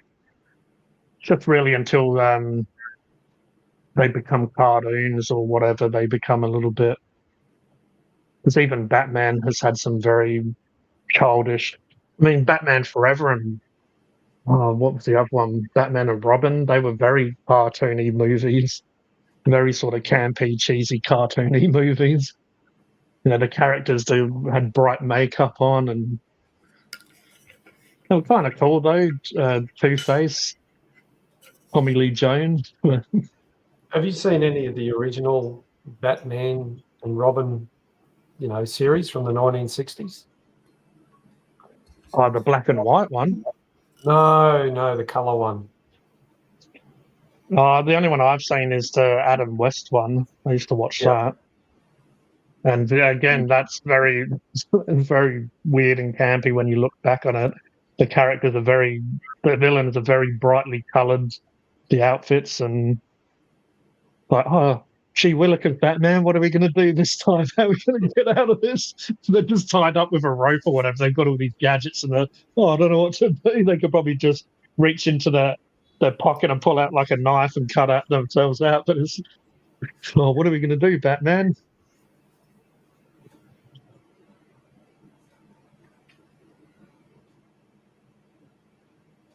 Batman over Superman any day. Evening, Chriso. How are you?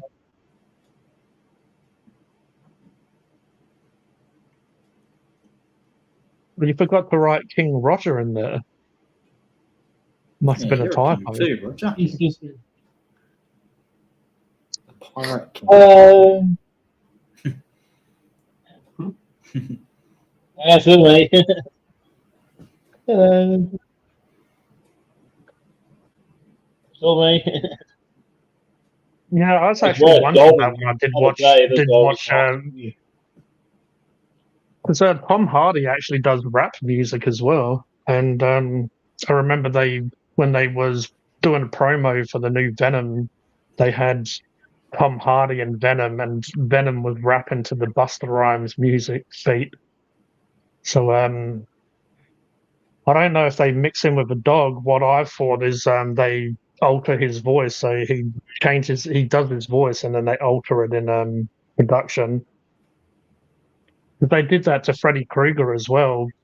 Robert Englund, he done the voice of Freddy Krueger, but they add like some grittiness to his voice to like change it, and they changed the voice. When they're obviously editing the movies. But yeah, Venom does sound very similar to his real voice, but also you can hear the difference.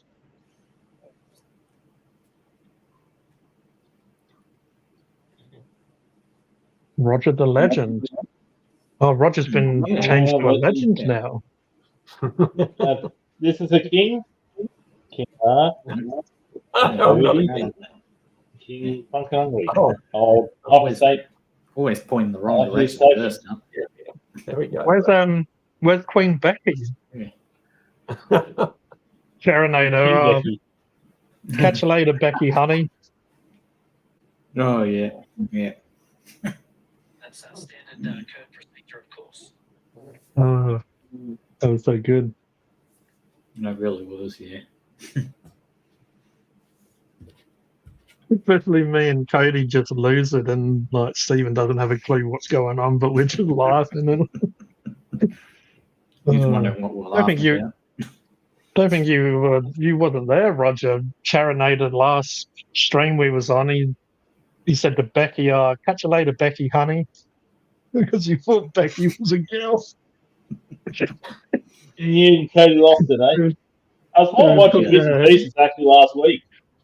Like I was on New Year's Eve, I was at Goldman, which is a couple of hours away from home. And I said, that's why I said, I'm not on screen, but not too far away. Yeah, 2.5 hours east.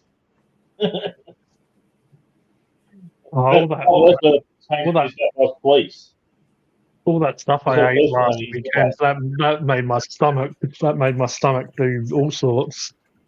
I don't think I can eat as much and spices and hot sauces and stuff like I used to. My stomach wasn't very happy with all that jerky. Roger the Mighty King Pirate, the pirate legend. Arr. Yeah, I heard that Johnny Depp based Pirates of the Caribbean, Jack Sparrow, on Roger the Pirate. That's what I was told. I heard that did it on trees. What's happened to Amber Heard these days? Is she still trying to make a name for herself, or? I could probably shit on people's beds again. The Golden Soldiers. Can you see? Yeah, I know she was in. Well, because of all COVID and stuff, but she was in the second Aquaman. But the first one was okay. I didn't feel like they needed a second one. But yeah, I heard that they cut out a lot of her in the second one. You know, like obviously they pre-recorded, they couldn't really change it, but they just took out a lot of her in that. But yeah, good. I don't know. Maybe we'll have to do what we did to Mr. Bean. Have to have a look at what Amber Turb's doing. I mean, my dog's tipping a bean.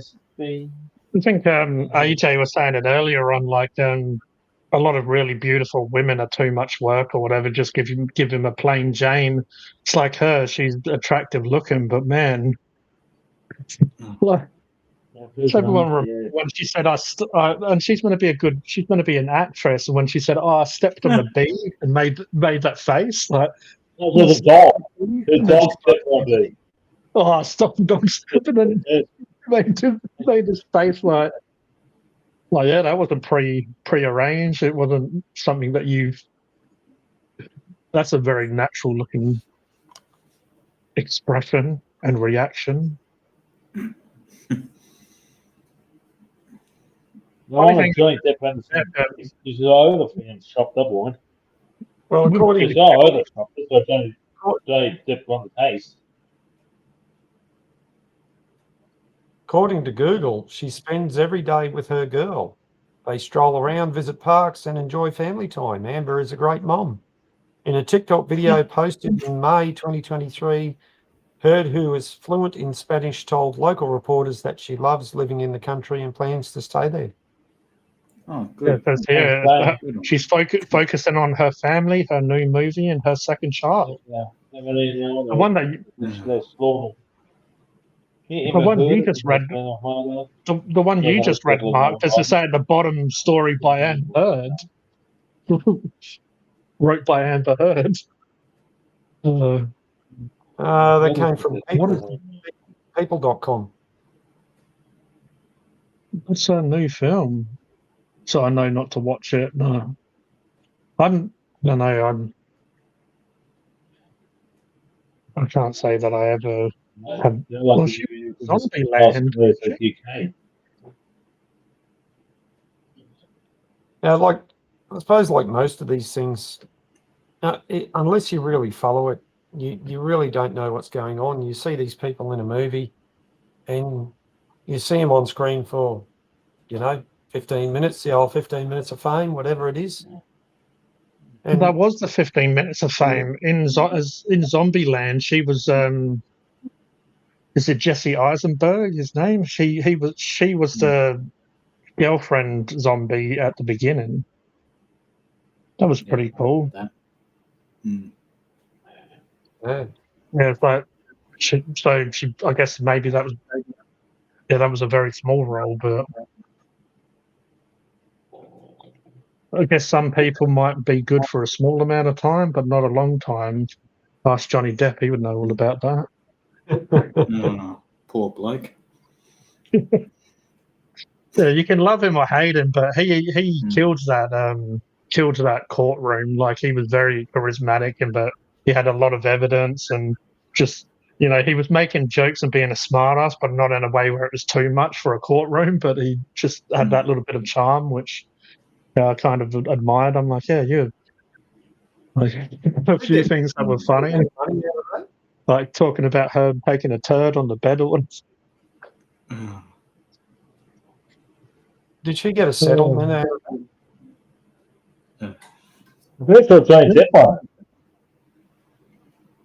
Yeah, I wasn't so invested in that like other people, but there was a lot on YouTube, and then there was kind of people clipping just the majority of it. But it's every time I take it away from it, it's really that you see just about something on television or being social media, wherever you freaking run to get away from it, it's always there.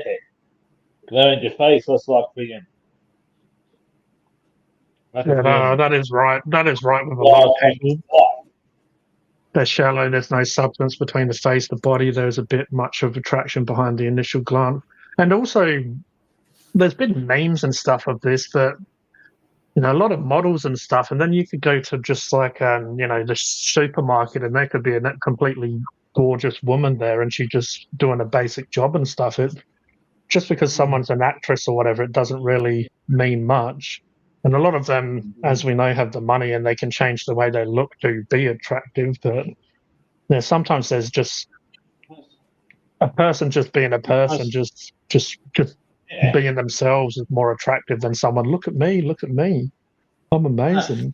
Plus, there's always someone for everybody. Like, there could be a woman who could fancy Kodie. Or one could fancy Jake, Sorry, Kodie, sorry with that. I know Mark's already married, so he already found what he loves. So when it comes to love as well, it's a lot of work. So it's not all about it's It's all about learning balance. to accept each other's differences, and Yeah. like there's a lot It's all to about it. balance. So, Yeah.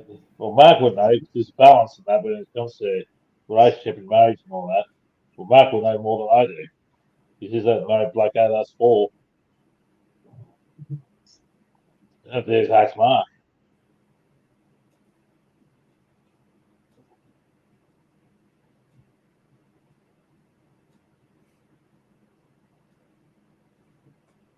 Get your hands off my gravity pulse on Mike. boy, keep your hands out of my soup. They call him soap because he likes to keep his hands clean. Also, my cooking. You want a bat? You want a sandwich, bacon? Yes, I want penis. I haven't watched Lock, Stock, and Two Smoking Barrels in so long, but it's just like the quotes are just so good. Yeah. When he said about the cookie jar, it just reminded me. It's like they get the soap as a chef and they start looking for all the food and, oi, keep your fingers out of my soup. That was back when Jason Statham, in my opinion, actually did good films. I mean, some people might like all of the new stuff he does, but yeah, Snatch and Lock, Stock were brilliant films. And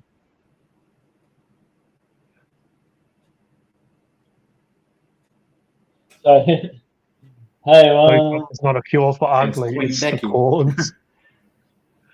That's that should be wrote on a T-shirt. Botox is not a cure for ugly; it's the cause. Yeah. Hey, honey, how are you? Hi, sweetie. How are you, darling? You all right? Hey, love. Yeah, I don't know if it was his first role, but I didn't know about him before Lock, Stock. And I do like Guy Ritchie films. I even liked his Sherlock Holmes with Robert Downey was pretty good. Again, they probably didn't need to do a second or whatever they did, but Guy Ritchie does some pretty good films. There are some that aren't really my cup of tea, but also forget I hate it when you got a word in your mind, but it's just what he's done. The Gentleman's really good.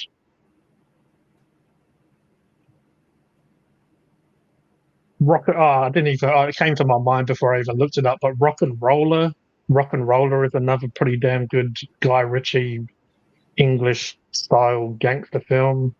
The Gentleman. I actually really like The Covenant as well. It's a war film. It had Jake Gyllenhaal in it. It was like about the Iraqi war. That film was pretty damn good. And Rock and Roller, I reckon, was one of the first films I saw Tom Hardy in. Handsome Bob. He was a gay character. Gerard Butler. And yeah, Tom Hardy being the gay character, you don't really necessarily know until later on in the film, but it's one of those films where it's not really wokey woke and they're just a person just being themselves. It's not, oh, look at me. You have to love me. You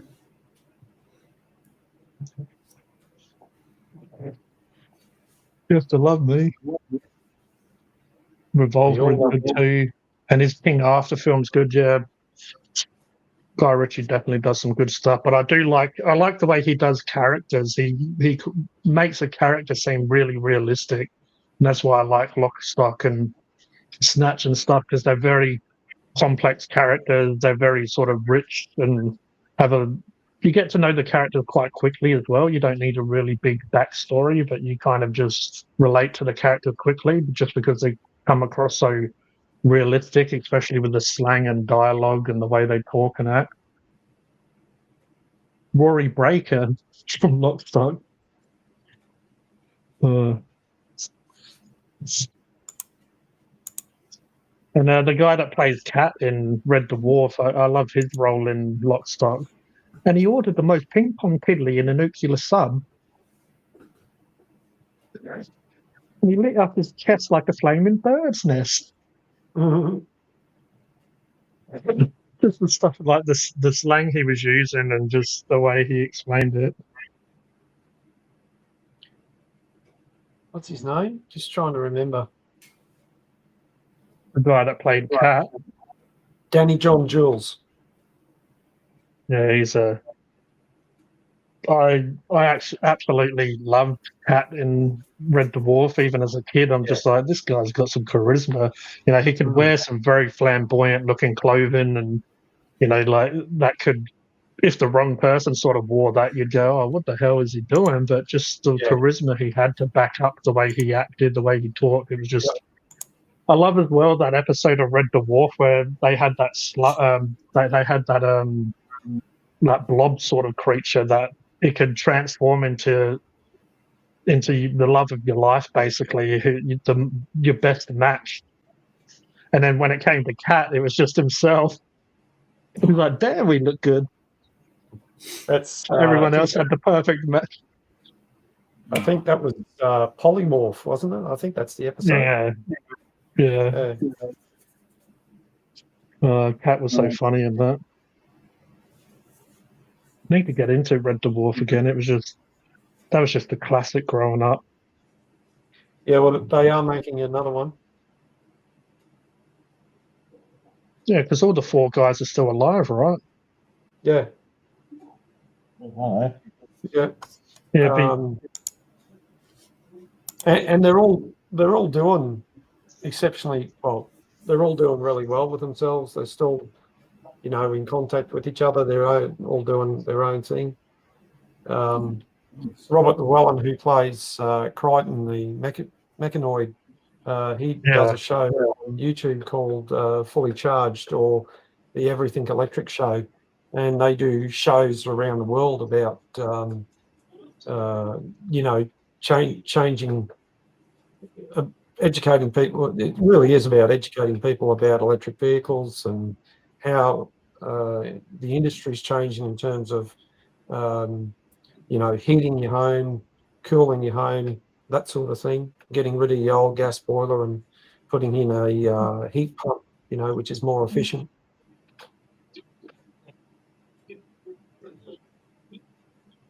Wasn't Robot Wars hosted by one of them? Yeah, that was hosted by the guy who played Dave Lister. Yeah. I don't know whether he still does it or not. Yeah, I think it only went for a few seasons, and then he probably wanted more money or something to continue, and then probably moved on. Yeah, these things change all the time. There's obviously other opportunities that come up for these guys. You know. Yeah, definitely, exactly. Because I Robot think, Wars Australia. Sorry. Robot Wars Australia. Yeah, right. The guy, Crichton, his wife is actually a Brizzy girl, and quite often they, well, he's out here usually Christmas time and things like that. Coming up in, actually they're doing 2 shows. They're doing one here in Sydney in March. That's the Everything Electric show, and then later in the year they're going to be in Melbourne doing the same thing. Yeah, the Everything Electric show, that's huge. They do 2 shows in the UK. They're doing 2 shows here this year in Australia. They're doing places like Amsterdam, and they've done Canada and America and that. Yeah.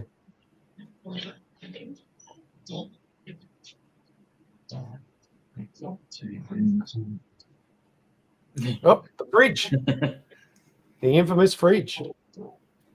There it is. Dun, dun, dun. Oh, I can't see him do rating.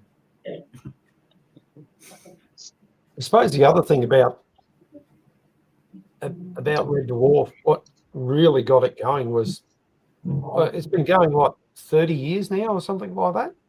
And typical BBC, it you know, that you could see how the sets sometimes when they hit them would actually wobble, you know, because they're just slapped together. and they weren't meant to be leaned on or hit or anything like that. And it's the characters that really, and the storyline, so to speak, the cheesiness of it, so to speak, cheesepiracy.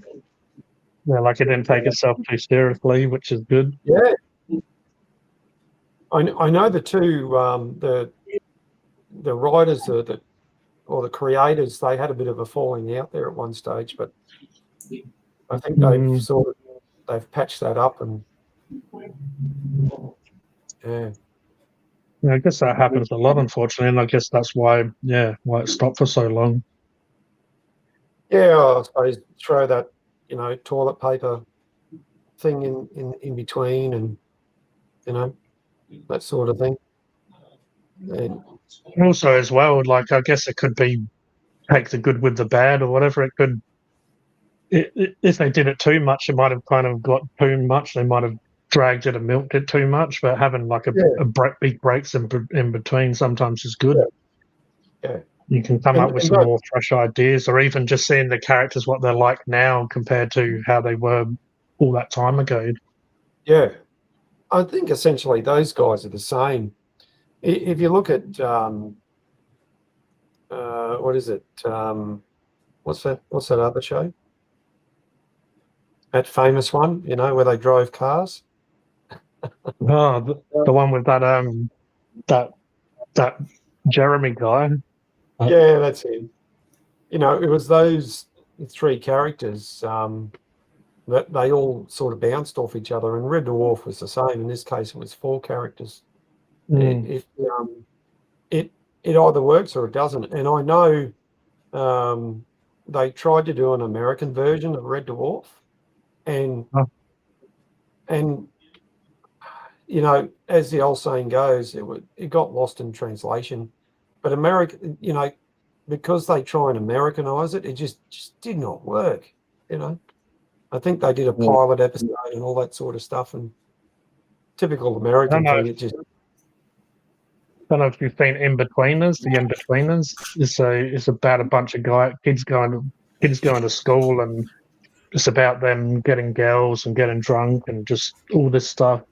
And they did an American version, and just like that. One of the jokes or saying in the In-Betweeners was "bus wanker," and then I forget what the American version was, but they didn't obviously say wanker because it's not a word they use often there, and it just didn't hit the same. It didn't sound the same, and lots of other stuff, and the characters weren't really likable, and just it was just so bad. Yeah, I think I know they Americanized, or they had to change things for the castle when it finally went to America. And same again, The Australian film.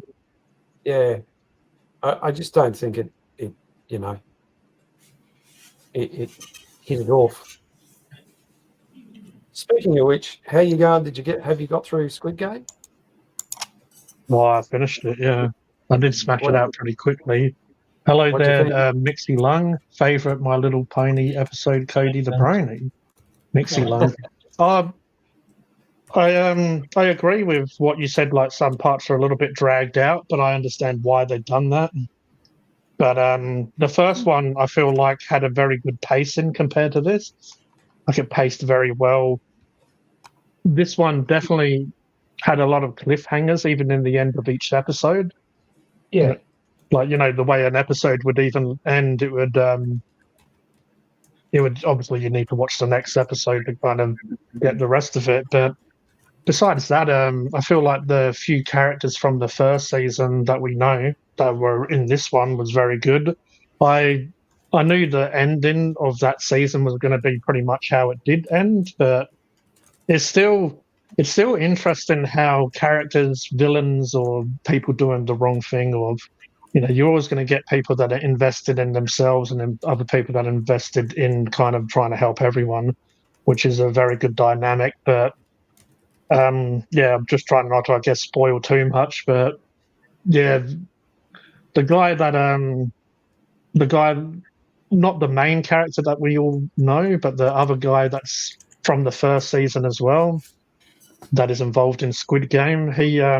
It's interesting because I started to kind of like him, even though you know that he's kind of doing the dodgy. He's lying to everyone, but I've still found myself kind of really liking that they developed that character more. And in the first season, he was in it, but not as much as he is in this season. But I found myself really enjoying learning more about that character, and we did learn a little bit about him in season 1. And obviously, the end of season 1, he was very much involved in that. And yeah, just a lot of dodginess was happening throughout it, like little twists, like people, I guess, all of a sudden you feel like, oh, that guy seems like he's okay, and then he turns out to be like opposite of what you expect him to be. Right. But there was, I feel like they did a really good job.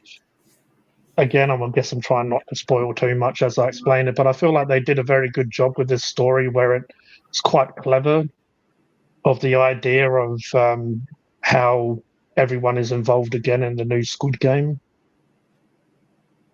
Like, obviously, there's new characters that come into it. That Thanos guy was he was annoying, but kind of, I guess, the bit of the comedy sort of, the bit of the break of, I guess he was just a very unique character is why he stands out, because he's taking his drugs, so all of a sudden he goes from being a little bit moody to all of a sudden jumping around like an idiot once he's got high. But yeah, there's some. Is he, I feel like there's some is cool he- characters that are yeah, is he an actual sort of rapper. personality?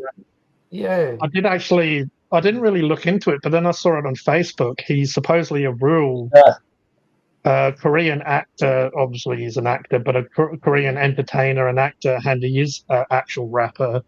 But from what I was reading of people in Facebook, they were saying that he's not what he's like in Squid Game. He's not cringy and stuff. He's not like, that's not who he's like in real life. So, he's playing like a rapper, but a failed sort of rapper that is just kind of cringy and all that stuff, where in real life he's meant to be well liked and stuff. So that was pretty interesting.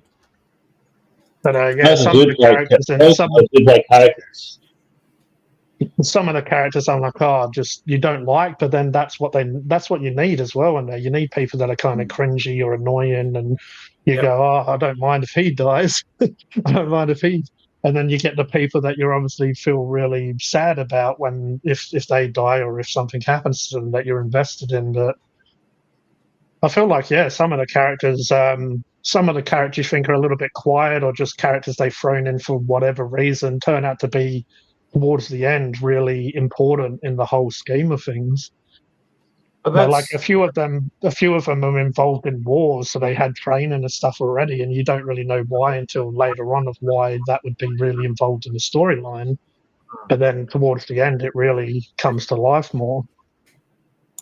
But that's when you look at life in general, when you get a group of people together, you've got a really sort of mix of people. You don't know who they are, what they've done, all that sort of thing. And but it also shows that the main thing is it shows you what people will do for money, and how all the actions and things like that.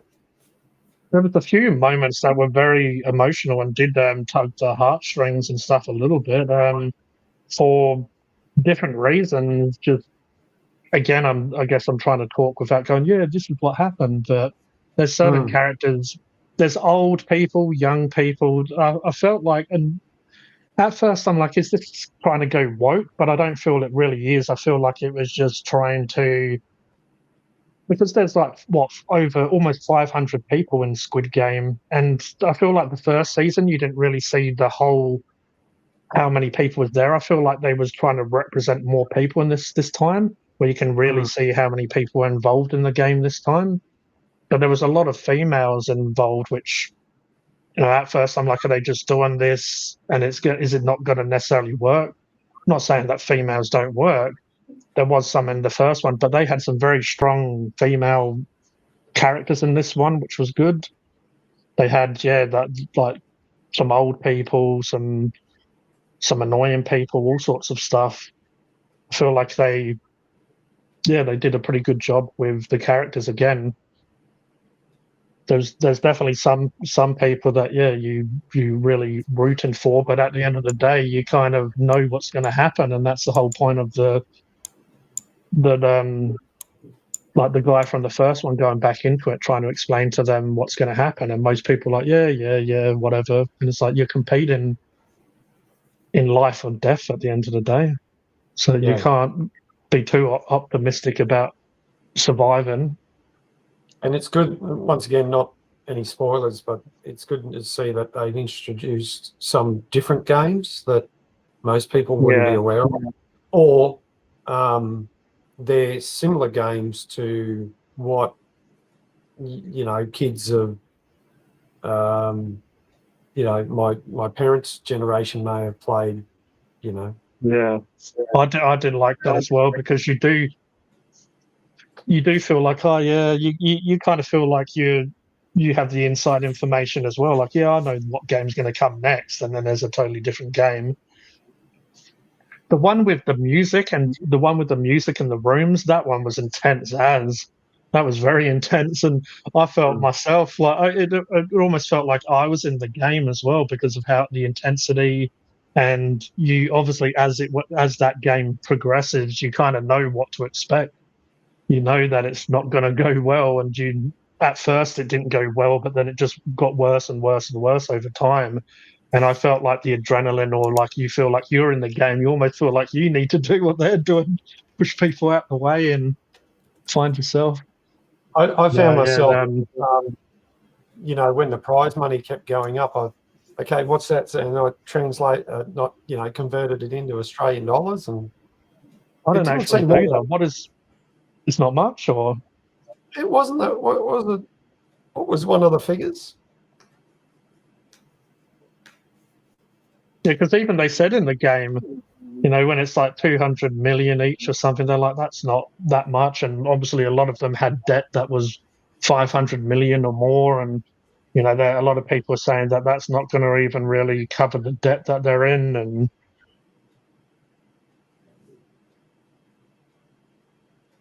like 380 million won is 417,000 dollars. Just what was the grand prize, like 45 billion won or something? When they maybe I'm getting. I don't know.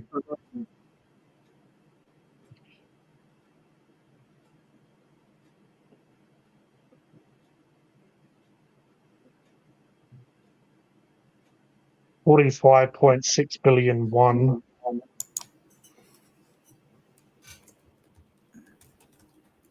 I thought the beginning was really good of of what that character's been doing since the first Squid Game.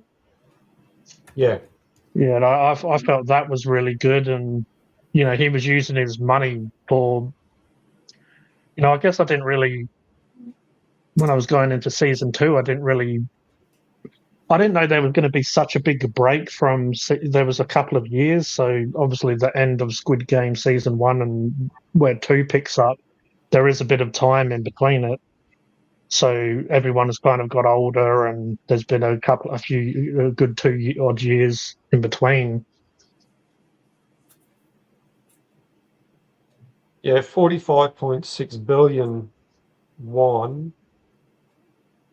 Okay. Yeah, that's okay. That's going to be different.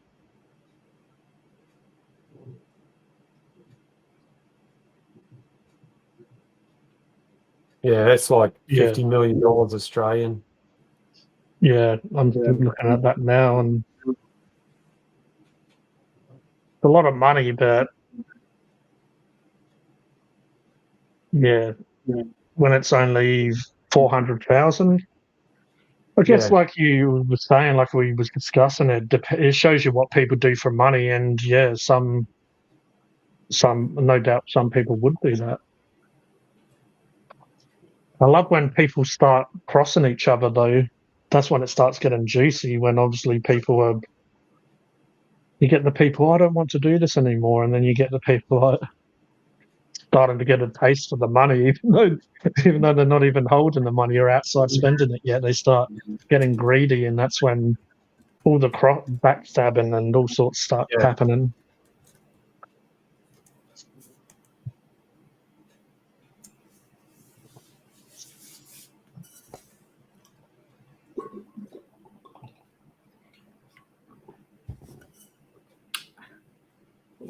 Any idea when they're going to bring the second?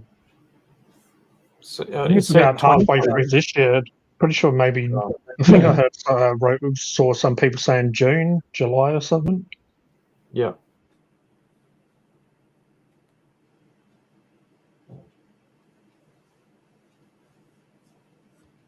Yeah, it reckons June 27.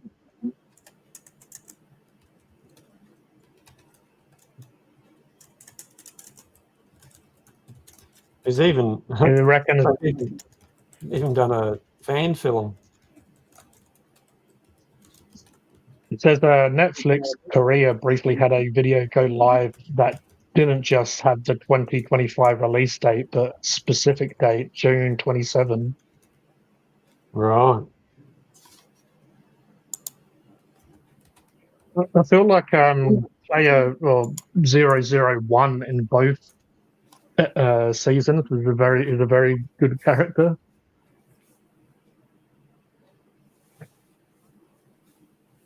In season one, because I watched season one again recently, obviously I knew who was who and how it was going to end. But it is still pretty interesting, and you still feel. And it happened in season 2 with 001 as well.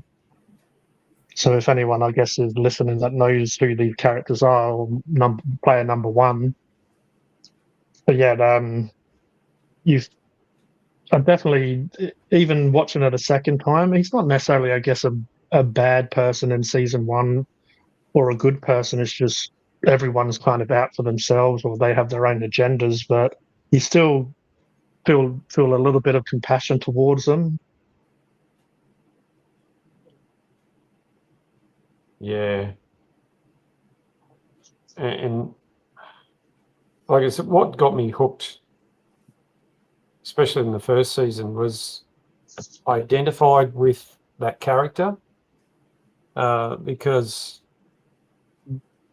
there's a family member who, like, the way he's portrayed is exactly like that,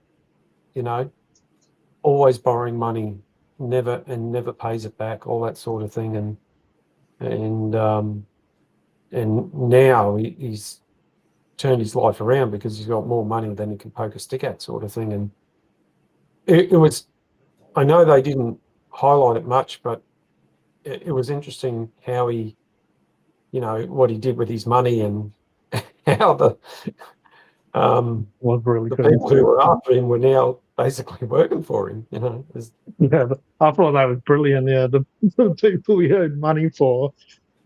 Now, yeah, I thought that was really cool, and yeah, it's like I don't know if I could do that, but yeah, again, it shows you what money does. Money brings power or respect or whatever. And these people, if you're being paid, they will work their asses off, knowing, like, if they know there's some money at the end of it. And they're all working really hard to help him because money's involved.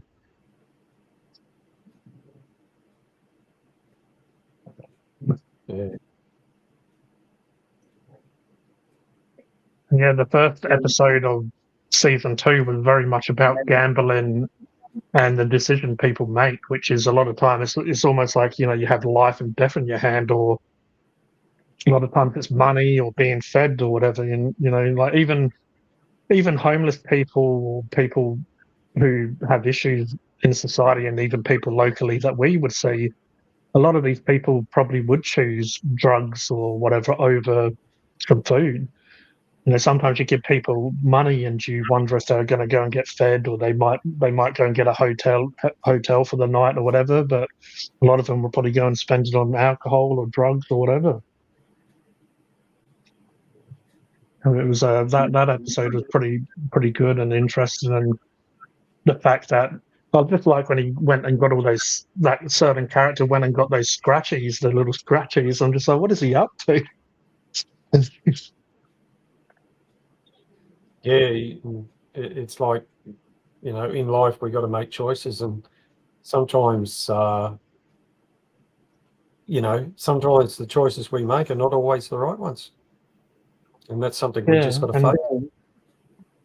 I mean, everyone does that. And I mean, I'm not perfect. I've made plenty of bad decisions and stuff. But it's when it comes down to the necessities, I feel like I would choose what I need over gambling or whatever. But I guess I'm not in their shoes as well. So it's just very interesting how a lot of people will choose to gamble when they have like they have the right answer there. They have it's going to help them in that moment, but they're always thinking about the future. And I guess we all think about the future a lot. We always worried about the future, but really you should be living in the now. So make sure you're okay now, and then you can worry about the future. But yeah, so many of us in this show, and just as I was saying about people choosing drugs or whatever over food or drink, like you could have some water and a piece of bread or whatever, but some people would choose to gamble that for something else.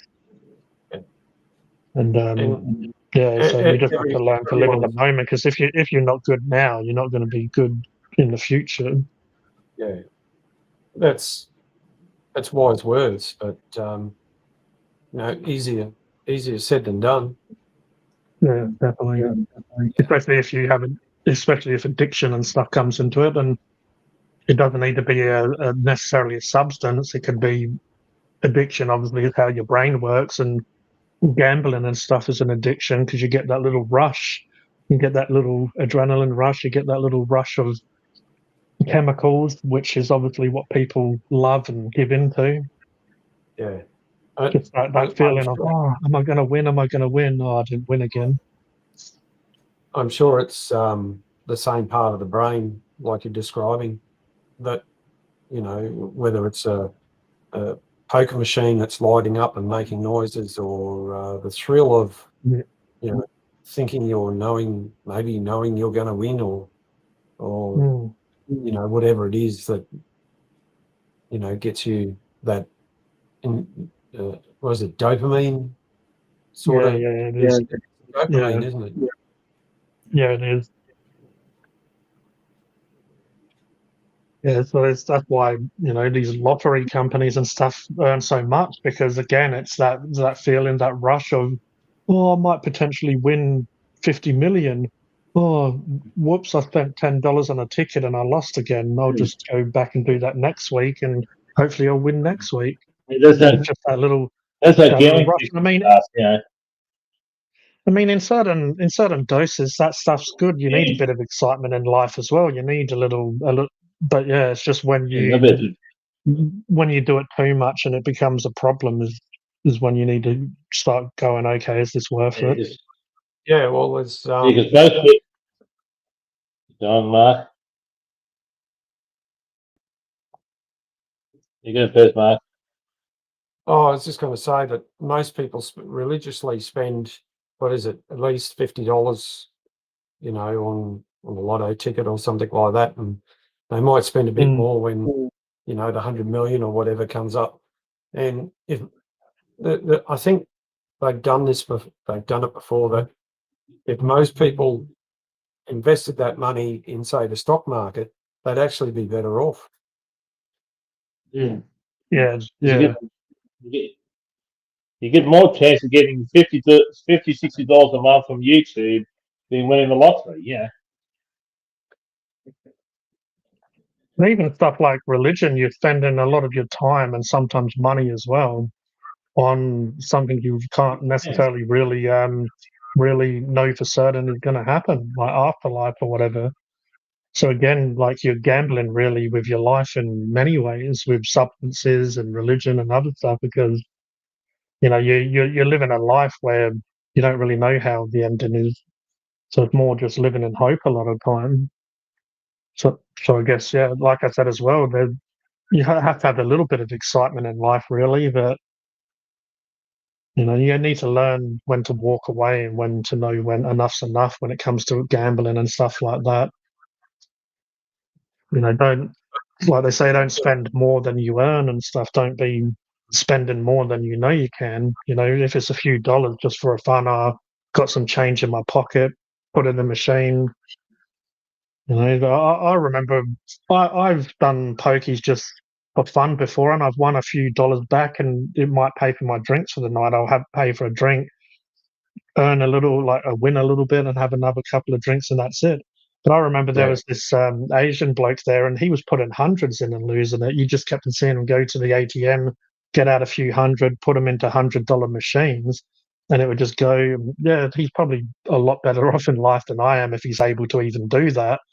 But even if he is, I don't know, you know, a millionaire or something, it's like, is that real? That money could be, that's a lot of money just to be going into a machine and disappearing, and then just, you know, a few hundred, maybe done $1,000 or something, because they were just disappearing. And it's like, is that really that fun?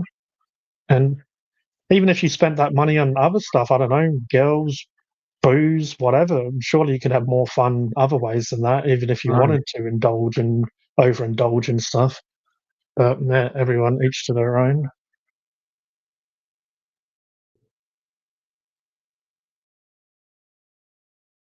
Hopefully, Barlsey knows about Squid Game now. It's about eating fried squid with chopsticks as fast as you can.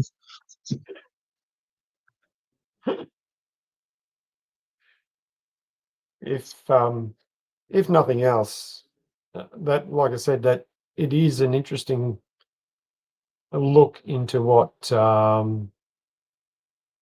know, what people will do or can do to try and get into or what they perceive as a better position than you, especially in a situation where there's only one way out. Yeah, definitely people will fight for that respect and power because they know, you know, like this stuff going on with Diddy and Epstein and all this other stuff as well. It just shows you what power and stuff can do. Yeah, the world's starting to change and wake up a little bit now to all of this stuff that's going on. But some people feel like as well, money and power will be like a get out of jail free card as well, so they can kind of do what they want. I dropped out. Just disappeared. Yeah. Yeah, I as well, what Peter's, G like had what to kick him Peter's out saying. because he was talking too much. Yeah, me and Mark were trying to talk, and Kodie just wouldn't stop. So just had to just give him a time out for a few minutes. But I've always felt this as well. People always ask about God or religions and stuff, and they always say what you can and can't do when it comes to God. It's like, yeah, just deal with that when it comes.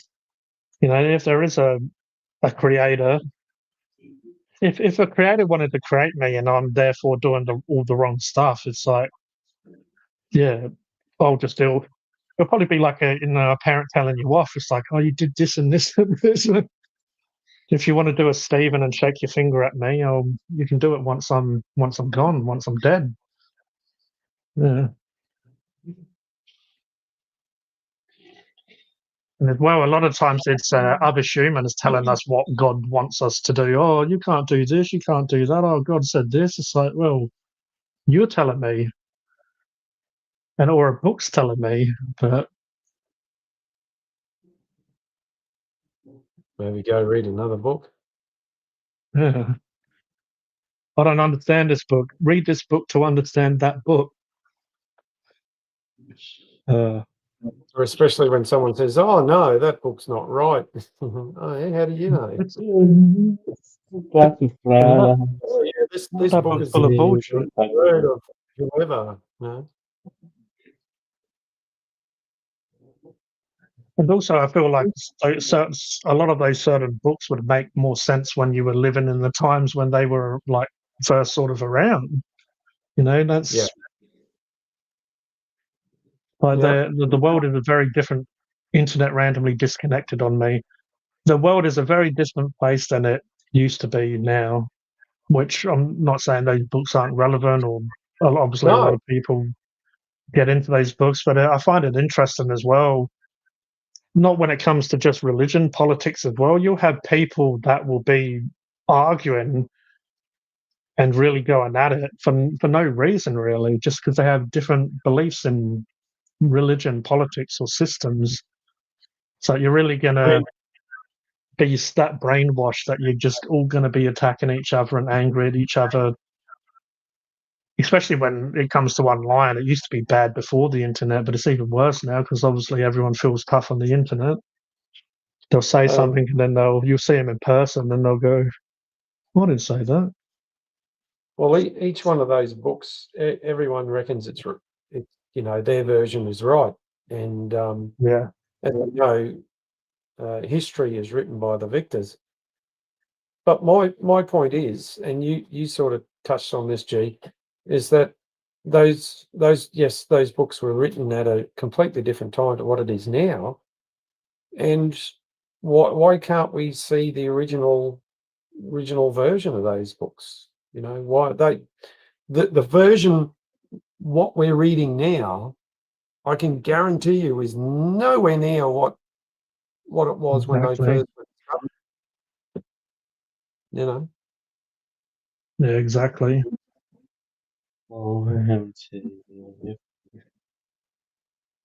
Yes. Oh, Roger was living his best life. I know. Because now that's about in Wolverhampton as well. Ah, Wolverhampton 17th, one spot above relegation territory. The I mean, people 17th can out of do what 20. people can do what they want. If they got the money, they can spend it. But as I was pointing out with that guy that was just throwing the hundreds away like they were dollars, it's like, wouldn't you even feel better giving a few $100s to charity or something, or even having a good night, even if you're used to whining and dining, even taking out a girl or something and making someone else happy, or just enjoying life instead of sitting in front of a machine. That's just going to take your money. Better to select your winnings rather than just sit there all the time and gamble all the time. Yeah, but I like doing most of it rather than do it all a lot the of time. people, It's no good unless you're a professional betster. It's no good. Go on, Mark. for a lot of people, it's that thrill.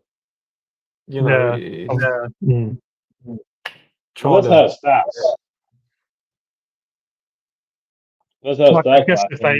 I guess if he did win, that 100 could turn into maybe 1,000 or a couple of thousand or something. So it's but obviously it is that bit of that rush, that moment, wondering if you're going to win or lose.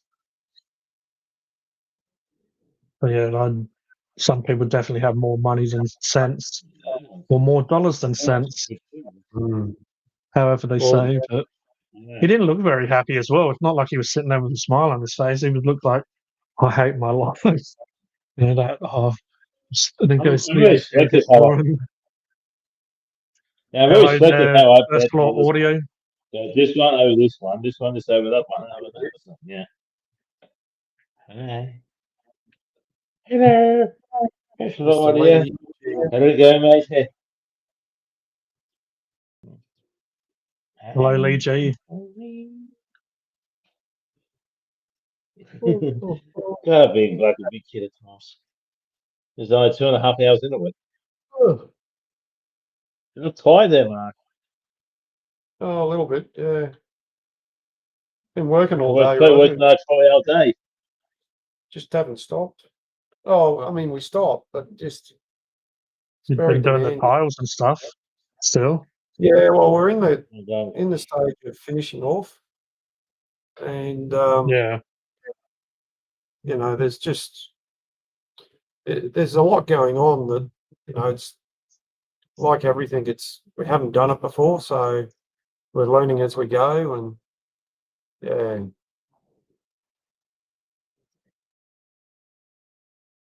That's what everyone calls it, ultra.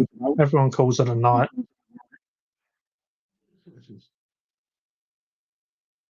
No problem, ultra. Take care. Appreciate you being here, joining in. Have a great night. Take it easy, man. Get some rest. much need rest and need it for Monday for work day. For me, I work then I'll go back to training on Monday. Yeah, I go That's back why to I work said on to Kodie, I'm missing Stove's live stream. Go on, Mark. I'm like you, Roger. I go back to work on Monday. I work a lot of days soon. I go back to training martial arts evening as well, teaching kids first and then adults. Karate and Muay Thai a few other days of the week as well. I teach kids and adults. My We're fine with that. my subs just clocked over to 1-1-1-1. It's all about the ones. All about the ones. Yeah. Mine's 11:06. No, I mean my Damn. Phunken Hungry sub. It's all ones now. You're more than almost a bit over double Rob Tom last. He's 520. He got by 4 subscribers since we did the burger review. Oh, nice. We got by 4 subs. Hmm.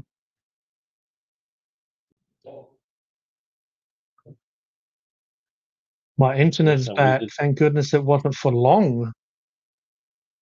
Catch you next time, wizard. Oh, speaking of joining, we have Alistair and Kodie. Yeah, I'm back. Yeah, Alistair and Kodie. Phew. Yeah. There's this guy called Kodie. We also have Last stream Electra every saying Monday. 1, but apparently there's more ones than I won. Ones? All Mexicans. Yeah, like when I said the Mexican burger was from Hungry Ones. Hungry Ones. Order in Mexico. Order some. So I get carried away a little bit of Spanish as well. I've got very limited Spanish. No. I wish we could speak We all German know like this. Robert Pop. It's all about the Spanish. Mm. And now they say Mexican and Spanish is Mexico. Because I don't say the X like we do. They say Mexico. Mm. Yeah, they don't say the H's as well, Spanish. Yeah, H is J. Yeah, Mexico, isn't it J a is country in America? Southern America or whatever? They say J is H. They say J is H. That's why when you hear Jesus, they call it Jesus. Yeah. There's Yeah, Jesus that, in yeah. Spanish. They must be Canadian as well. I'm walking around the house, walking about the house. Is Jesus in Spanish. Jesus is Jesus in Spanish. Because I didn't know. More subs on Hyper Sapien. About at least 5-6 years ago. So he says, it's Jesus and Jesus is Spanish. He says, it is. Near South America, yes. The Mexicans. The land of the guacamole. Holy guacamole. Isn't that what they say there? I'm sure they say that a lot. Guacamole, yeah. Where did Mark I go? Spanish like that. I'm not really good at it. I think he went to gamble. After all I'm here, Alexa. Oh, you wouldn't do anything silly like that. Really? Where's Roger? He's right on the screen. What do you think Roger's he's wearing right a mask here. or something? Yeah. Where's Roger? Legend right there.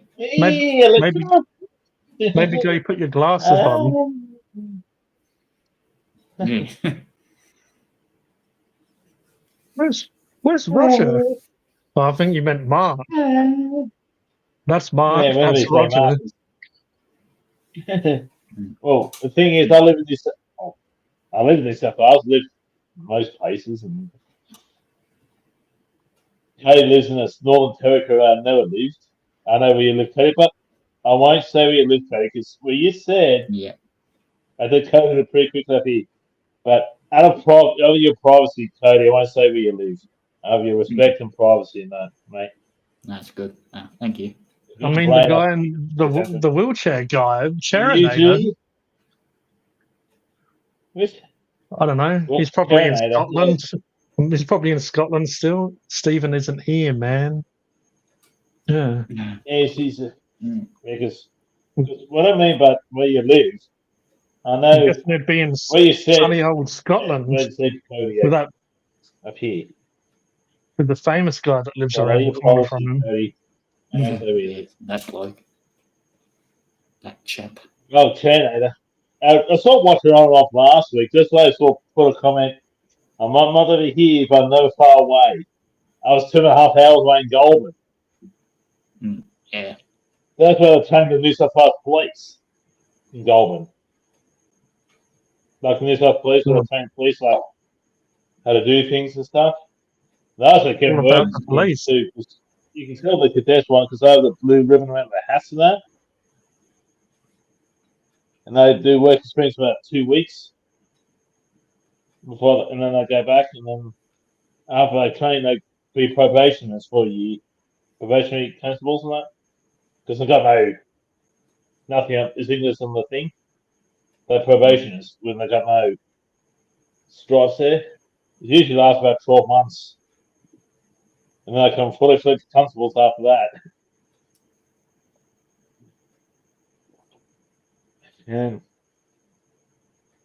Yeah, different signals between different ranks. Unlike England, we have senior ranks. Unlike England, there's no senior ranks at all. There's a what now? In Fingerlings. Australia, we got constables, senior constables, sergeant, senior sergeant, and all that. There's no senior ranks in the police force in the UK.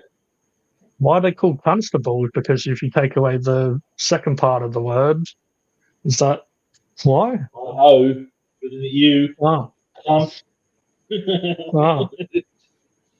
Yeah, what happens if you say that word but you get a bit of a sore throat cough in between? Hello, constable. You have to be careful. Be careful. You can that guy that says, "What happened over Korean horse's ass?" If I say, "I arrest you," what am I thinking? It says, "I can't do anything." Well, you can say, "Well, I think a horse's ass." You said that they look like a horse's That's ass. not a joke my comedian who does. Yeah, like a tall copper. Like a male copper these.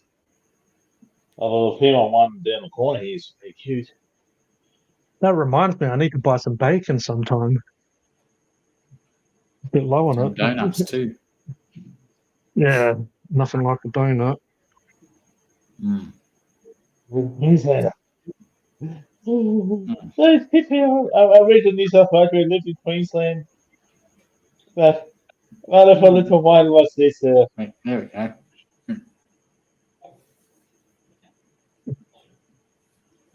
What is this? Leash line. What is the name? I'm just going to do a magic trick. Oh, here we go.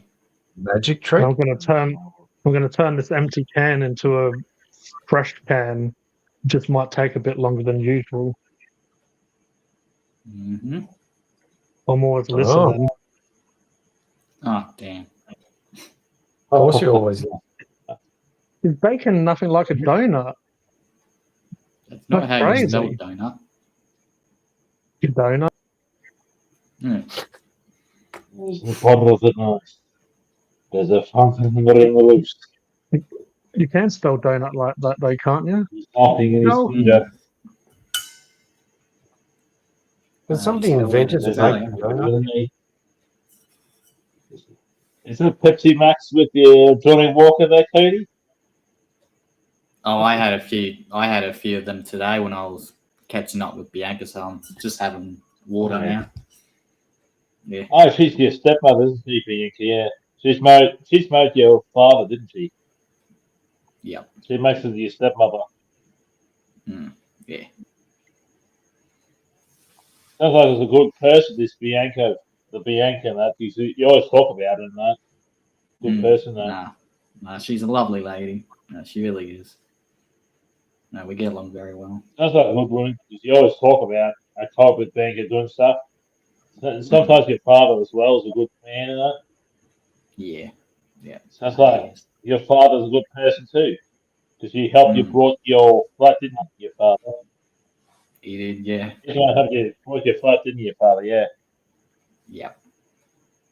Now I'm just paying them back at the Yep. moment.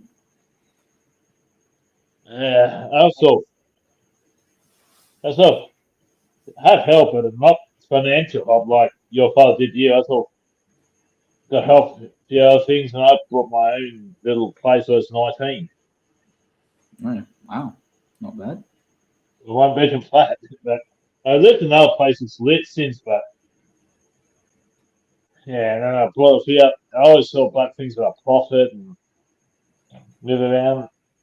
This is the second place I lived in my small town I live at the moment. No. I bought my first little place, my two-bedroom place, with $260,000. Sold for nearly $500,000.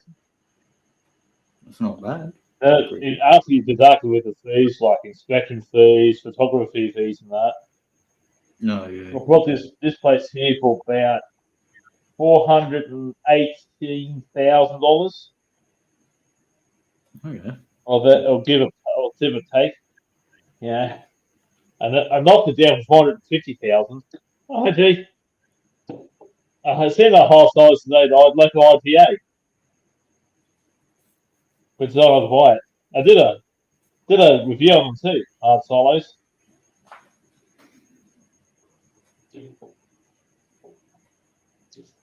I've been living here for about since October 22. It's been over 2 years now. That G hasn't. I live there 20 seconds.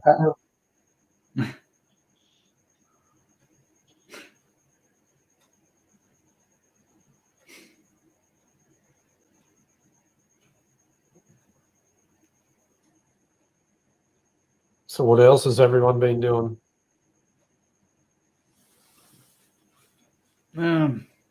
Not really much. Just working usual. I went and seen the newest Paddington movie on Wednesday afternoon.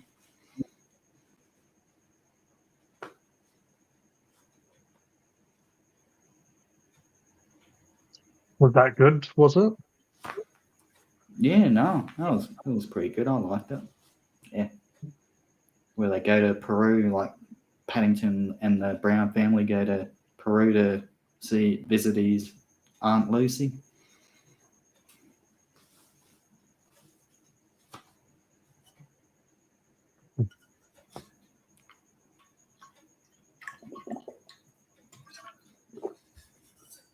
What about Wallace and Gromit? Have you seen the new one of that yet?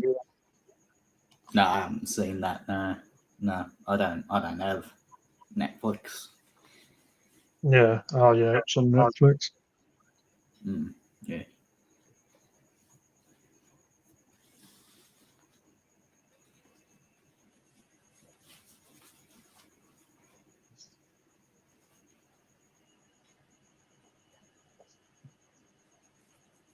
Yeah, and I was going to watch the new one, but I'm like, I'll watch all of the other ones, I reckon, first. The first film's only 30 minutes. Oh yeah. Okay, yeah. What's that on? Wallace and Gromit. Oh yeah. Yeah, the newest movie. Yeah, it's on Netflix.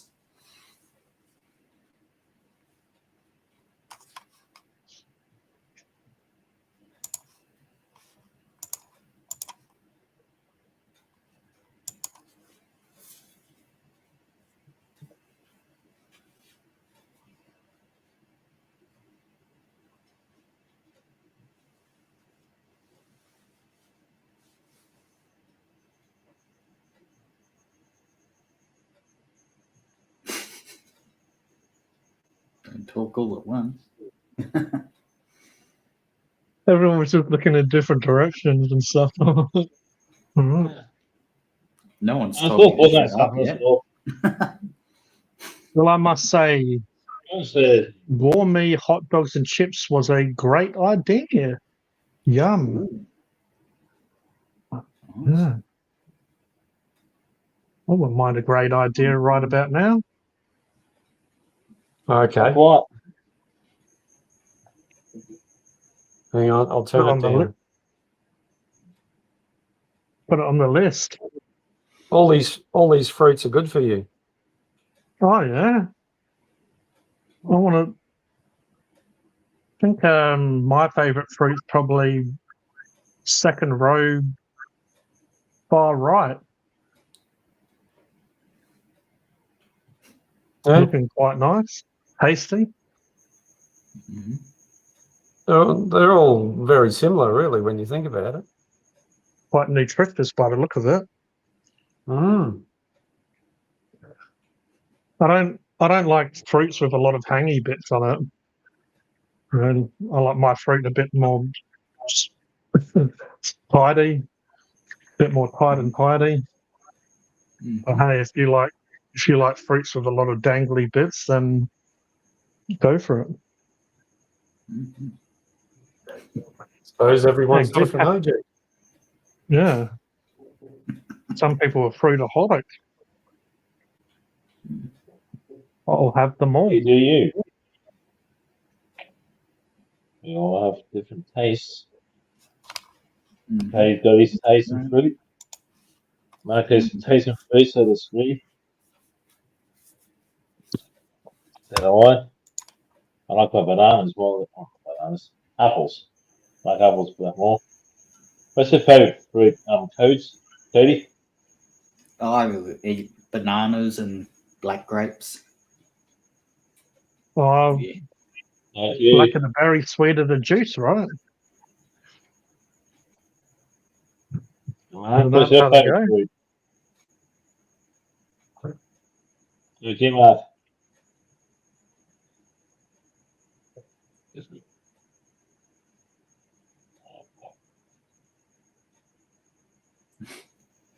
All day. Yeah, we were talking about bananas last stream. Now, different kind of fruits. Oh yeah. Fruit. Oh, eggplants. Oh. Ooh. Cody said banana. Is eggplant a fruit? I thought it was a vegetable. Oh, well. Yeah. Bananas are technically a herb. Guess if we're going to start getting technical, I guess they're a similar shape, though, right? Yeah. Yeah, they are. Kind of like a sausage shape. I just looked up eggplant saying it's a fruit. That's not right. Bananas are herb. Well, then it says, Oh, that's right. and Wikipedia says used as a vegetable in cooking. Okay, then. It's a fruit and a vegetable. But Depends on who you ask, I guess. A fruity vegetable. If it contains seeds, it's technically a fruit.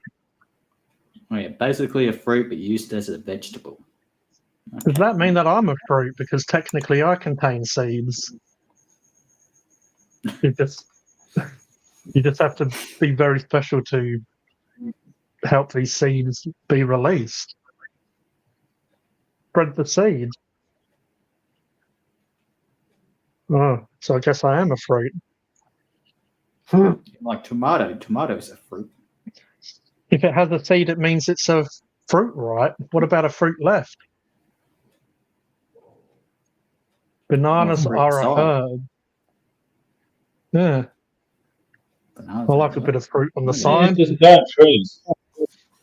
Just because they go on trees and they come out like herbs and that. Oh yeah. The banana plant is a herb. Skin constitution is different too. More, you know.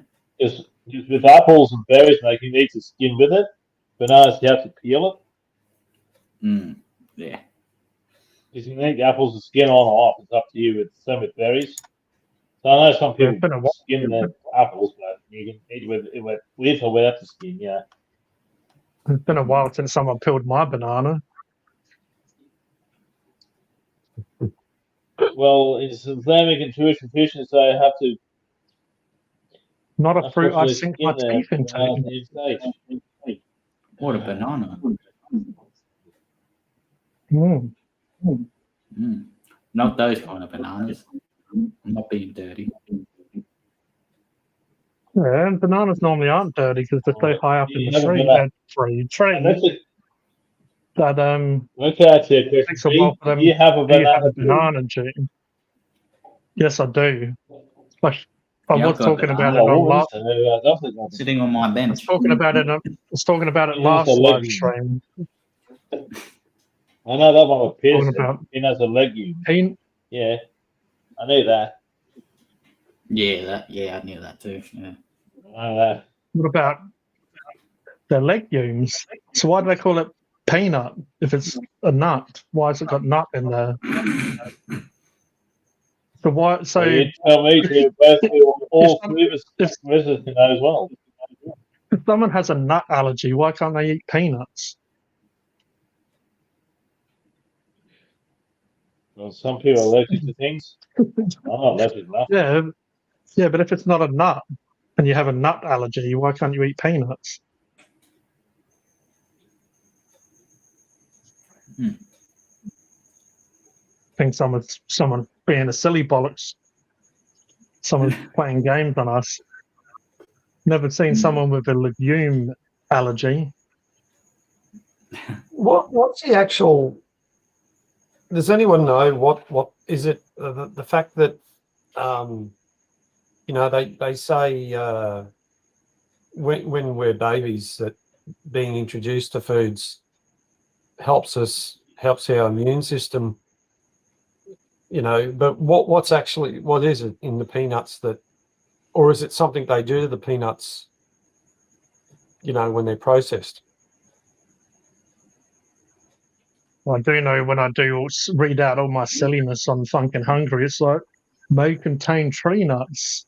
Like there's a bunch of these trees in the factories where these tree nuts are just falling all over the place. I think the squirrels run around and collect them and take them places. Mm-hmm. Do you know what? So what's everyone's favourite nut here? My favourite nuts are coconuts. I'd like a lovely big pair of coconuts. Hairy the better. Yeah. I like that hairiness on it. It's a nice to stroke the hairy Depends on what nuts coconut. you like. Oh, so you don't like a hairy taco, but you like hairy coconuts? Yeah. Oh, okay. Right, I'll just make sure. Do you like hairy man?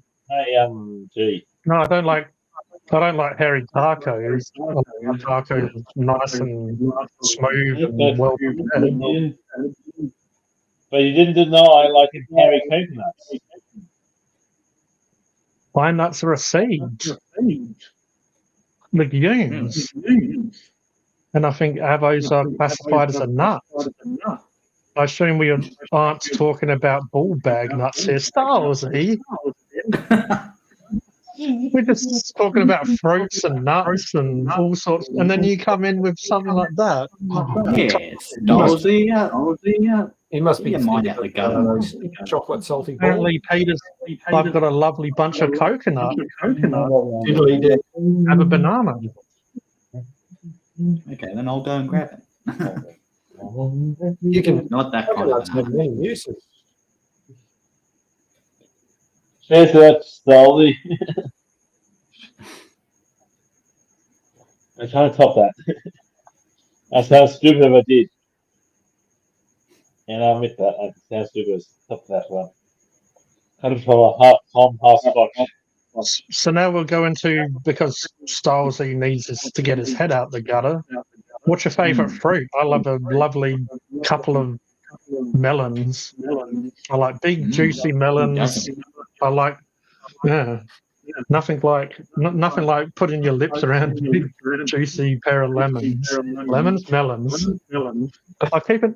I'm pretty sure I hear my voice being repeated. Yeah. Oh, yeah. See, that's your problem, G. We're all fine. Yeah, it's my problem again. Not like the last time that happened.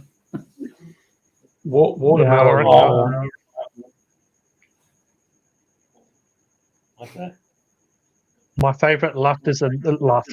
What is that? My favourite nut is a left testicle. You don't mind a pink lady?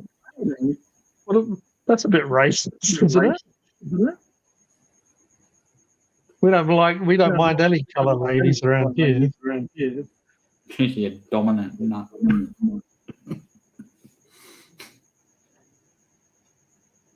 I prefer meat and 2 veggies and a taco. What about an Aussie taco? That's a sausage and a bit of bread. Some barbecue sauce on it. Mm. You put barbecue sauce on it, you animal. Yeah, it's better than tomato sauce. He's not a lion. He's not a tiger. He's a human. Yeah. He's not a slogan human. On the eagle Leave that hole. honestly? Although this Hey, humans are human technically being. animals, so we're all animals here. True. When I was a All chimp, animals that just like fruit and nuts, apparently. Isn't that our diet? Fruit and nuts? I know, I was Red papaya.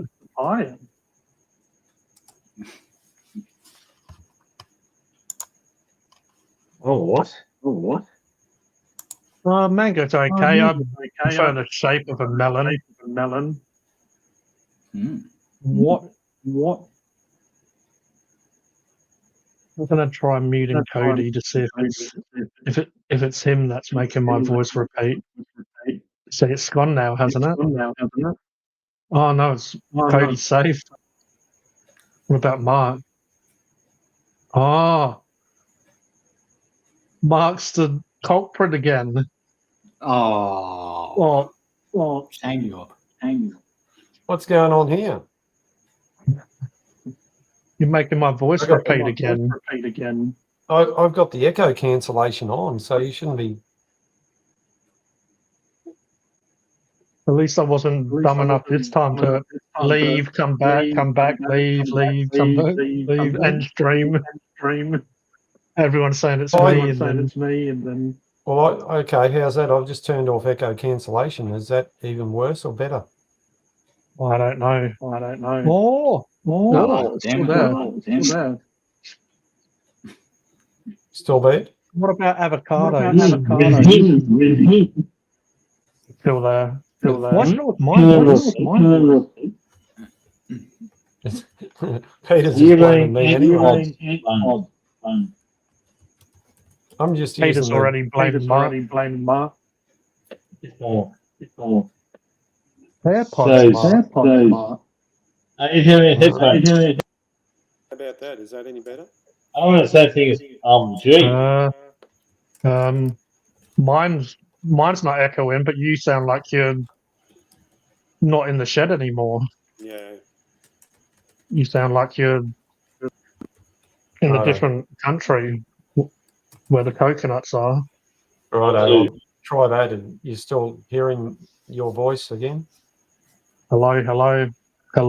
No, it's gone. Hello. Hello, King Kodie, King Mark, and King G. I'm fucking hungry. Oh, it's all good. It's not G's Hello. fault this time. That's all right. It's all my fault. Your mic is picking up the streamer, Mark. Stream, Mark? I've got nothing else on. Nothing else plugged in. You got nothing else on. You must be wearing Yeah, something. I was the one that's got one plugged in right now. Same stuff. I tried it. You don't like avocado? Nah, I can't do it. That's un-Australian, isn't it? Australians love their avo on toast. Not me. I'm growing an avocado tree at the moment. Apparently, it takes about 7 to 10 years to bear fruit. Be quite a few years until I fondle some avocados. Don't get the hype over avocados. Yeah, same there. Ugh. Come on, let's hype them up. Yeah. Stylesy, for someone who works where you were, you should understand the hype. I'm sure plenty of people come in asking. Everyone posts. What idiot told you that? Not a fan of the green snot.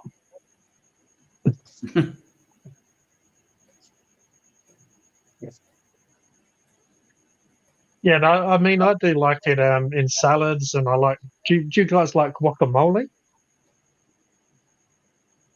I guess No. from these, I think from these stares at me, it means no. Well, you don't like guacamole with a bit of a burrito or nacho No. or Well, what? It's not what you know. It's not what is it? Nacho? Nocho?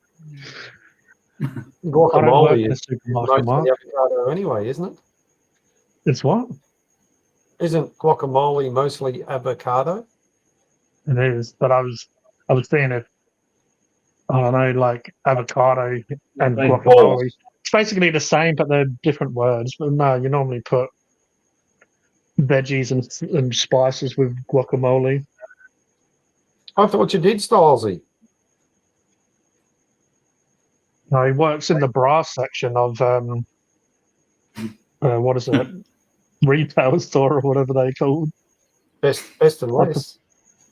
Yeah, I think it's brass, and I think he works in a lingerie shop.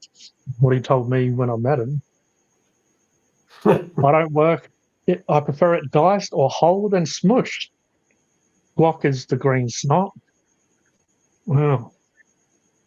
But yeah, I guess what I was trying to say is I like avocado, but I'm not like one of those. I need avocado toast. You can't call it avocado. You need to be all posh and call it avocado toast. You want to see me going to a cafe or whatever and going, yeah, I'll have the avocado toast, please. I like bacon. I'll get the bacon and eggs. I work at one of the discount department stores, Mark. Oh, cheers, Stylesy. Righto, mate. Thanks. In the- Thanks. In the brass section. Well, Oh no, here we I go.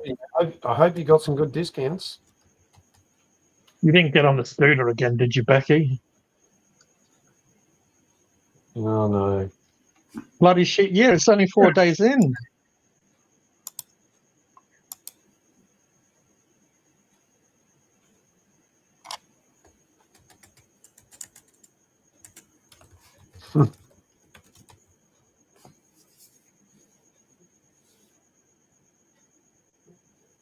State of Decay Australia. People still play that game. What's that? Oh, State of Decay. I did a Facebook page for the Australian group, and it's a zombie survival game. I stopped playing it though, and as I did the page, I still sometimes have to add people to it. But what happened now? Cucumber sandwiches with the crust off. I had cucumber danger with cream yesterday.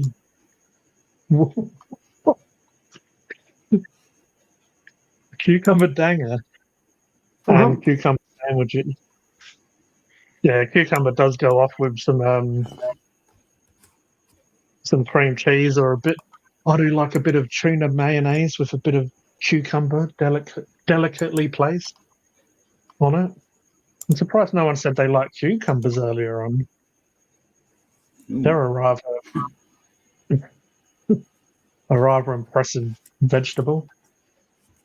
Isn't it a fruit though, cucumber, because they have seeds?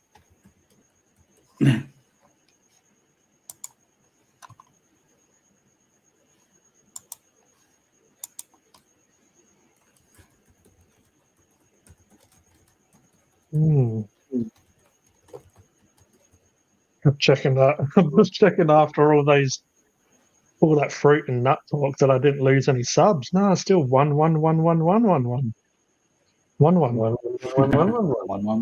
1. I lost one and I won one. Yes, Well, they that's a good are. one to win. You know Oh. the one. Despite Which- my views and watch hours going down, I'm going up in subs. What? Lost 9. I was 459 and I lost 9 subs altogether. I'm 400. You I see was that, 459 now. I'm down to 450. I know Simon from I Dumpster am. Diving in Adelaide. He said he lost over 100 subs, and Lee G said he lost 180 subs. Yeah. My Wow. my count has slowly been steadily rising. I'm at 753 now. Nice. Hmm. Yeah, I've got a few more for What if I'm popping my up? Yeah. hobby channel. I know because sometimes my subs, obviously sometimes it could be someone unsubbing, but sometimes I'll lose subs, and I do know that YouTube gets rid of bot accounts. Oh no, Kodie just disappeared again into the mist. But yeah, they say that they get rid of bot accounts or inactive accounts.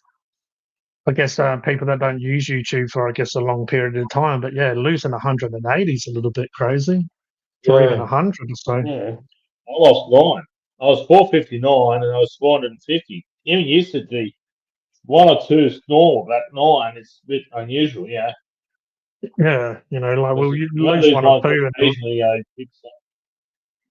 people are fishing for someone else, yeah. I'm down from 459 to 450. Right, go from 530 to 520 in the past week. I take aim to 500 and rubber pile like 550 before you use our joint shorts account. You know, put shorts in a joint account and stuff. After I reckon as give myself well. to 500, rubber pile question. Every year they I know that your watch hours will change because you obviously have to get 4,000 watch hours in a year Oh, to get once a day. monetized. So that watch time's probably going to go back. Now, I remember last year after I did get monetized, shortly after it didn't drop down to zero. It dropped down from whatever it was at to about 2,000 or less. So it will drop, the watch time will drop pretty drastically in the new year, but it won't go down to zero. I play Royal 5 mate. Refused to get monetized. He's been over 500 subs now, which he's eligible to, but he said since he already works and gets comfortable $900 a week, he doesn't want to get monetized because you have to keep everybody happy by constantly being online all the time, and he Yeah, only well, gets so being, many hours a day. Plus, he's got a family to feed, and he doesn't want to, oh be yeah, worried I'd about say being online all the time. in that situation, yeah, money and working would be more important, really, unless you knew that you was going to be able to earn enough on social media. But yeah, Yeah, but he's got a family to feed too, which he needs to if he work. wanted to be monetized, he'd probably have to do live streams quite a lot. All right, take Yeah, care, he has AJ. to. No worries. Yeah, he has to. And one of those times No worries, you on take his it easy. live stream, his first one, not his second one.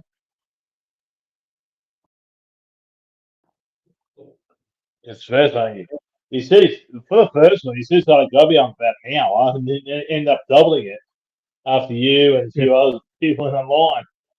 Doing his live stream as well. Yeah, because He said it's going to be an hour. He told me, yeah, double that. when I No wanted to one get monetized, that's why I was doing a few live streams a week. I was doing the Monday, Saturday, and sometimes the Friday, Yeah, and you that's what remember really that. helped Just to get watch this time before up. Kodie does his Monday. Yeah, this Yeah, before Kodie does his Monday one, wasn't it? Now Kodie does Monday. um, I know a lot of people struggle with the watch hours because, especially when you first start, even if you got a video that kind of went viral and you got the subs from it, like 1K subs, yeah, you would still need to. It still takes pretty much really, if you're at a steady pace, it will take about a year to get the watch time. Yeah. The Unless 4,000 you or got, whatever. And at least you got a few million subs. yeah, Let's go a few million subs. Yeah, I mean, you that's gotta have probably quite a few million that's, subs to do it, to cover you. Yeah, go on, D. and I think that's why they really set up the 4K watch hours or whatever. I feel like they set it up because they obviously they want people to be engaged and constantly being on YouTube. So setting it up so it take about a year, roughly, give or take, to get that. Mm. It's obviously why they planned it like that. You know, if it was easy, yeah, they want you to put in obviously the hard work for it. Yeah. Yeah, I was People hoping. like me, like we have jobs, yeah, to cover ourselves, so in case YouTube make it be stringent with the payments and that. Go, Mark. Oh yeah, You guys say something? I mean, I understand that they need to take their cut because we're using their platform, all the rest of it. But yeah, it is it's definitely a little bit of hard work. Well, as with anything, there's ways around it. Not ways around it, but there's definitely formulas you can follow. There's a few channels I used to talk about. They offer ways to get yourself up over that 1,000 mark, all that sort of thing. So I think like what we're doing is pretty good as well, having a community of people that most of the time, if they can, they'll help you out and do what they can to be there and support. You can't ask for much better than that. Yeah, obviously people that regularly engage, but yeah, a lot of this sub for sub or trying to build a community of people that aren't really interested. You know, a lot of people go on Facebook or whatever to look for people. They might sub, but that doesn't mean they're going to watch your content after they've subbed or whatever. There are sub for sub groups, but yeah, after they've subbed, who knows? That's just a Doesn't number, do, and yeah. it's not really going to help at all. And there's the majority of people who watch your videos, and you can look at this in your analytics, are not subscribed to your channel. Mm. I mean, it's 55%. And a lot of YouTubers say that, average ones, big ones, small ones, Yeah.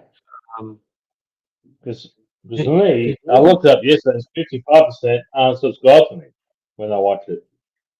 Rob Yeah, I Pop, I noticed was this, talking to Rob Pop about it. He said that 60% of him not subscribed. 94% you are. definitely I have agree. even likes as well. Sometimes you see a video with 4 million views, but then the likes will only be a few 100,000 or whatever. So it's just a very. Yeah. I remember I used to watch this guy called 150. Matt Does Fitness, and he said the exact same. He said the people that are watching and the people that aren't subbed, it's like a huge difference, and I've noticed that as well. So a lot of times he started saying at the beginning of the video to sub to him instead of like the end of the video, and he would kind of just try and do it in a sort of a way that sounds appealing, like it'll only take you a few seconds to sub. It doesn't take long to sub, and it'll really help you out and stuff. And because I was speaking to Robert Pop, I said, yeah, look, and he said 60% of his people view his videos aren't subscribed, while 40% are. He's looking at his analytics, and me's 55-45. 55 are not subscribed at all, while 45% are. Mm-hmm. And my average watch group is gone, Mark. Sorry, I was just going to say, Roger, when you think about it, when you're asking people to subscribe or even like, that's a commitment. It's a commitment that some people will do because you're asking them, but most of the time, most people don't want to commit.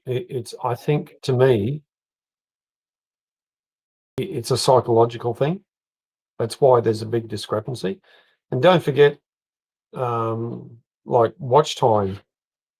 Nobody watches. Majority of people do not watch the whole video. Yeah. Even if it's 5 minutes long, 10 minutes long, most people, and I think the biggest retention rate on some of my videos, I think, is 1.5 minutes or something like that. There's always, Yeah. there's Mine's always 2 minutes. yeah, there's always those odd people who will watch the whole thing, right? I'm on. Thank you. I'm the odd one. But majority of people, they're not watching your whole video. I mean, look at anyone's video on YouTube, and And I feel as well, doing food reviews as well, they might watch a bit of the beginning, but they probably go fast forward or whatever to kind of the end and see what I score it and all the rest of it.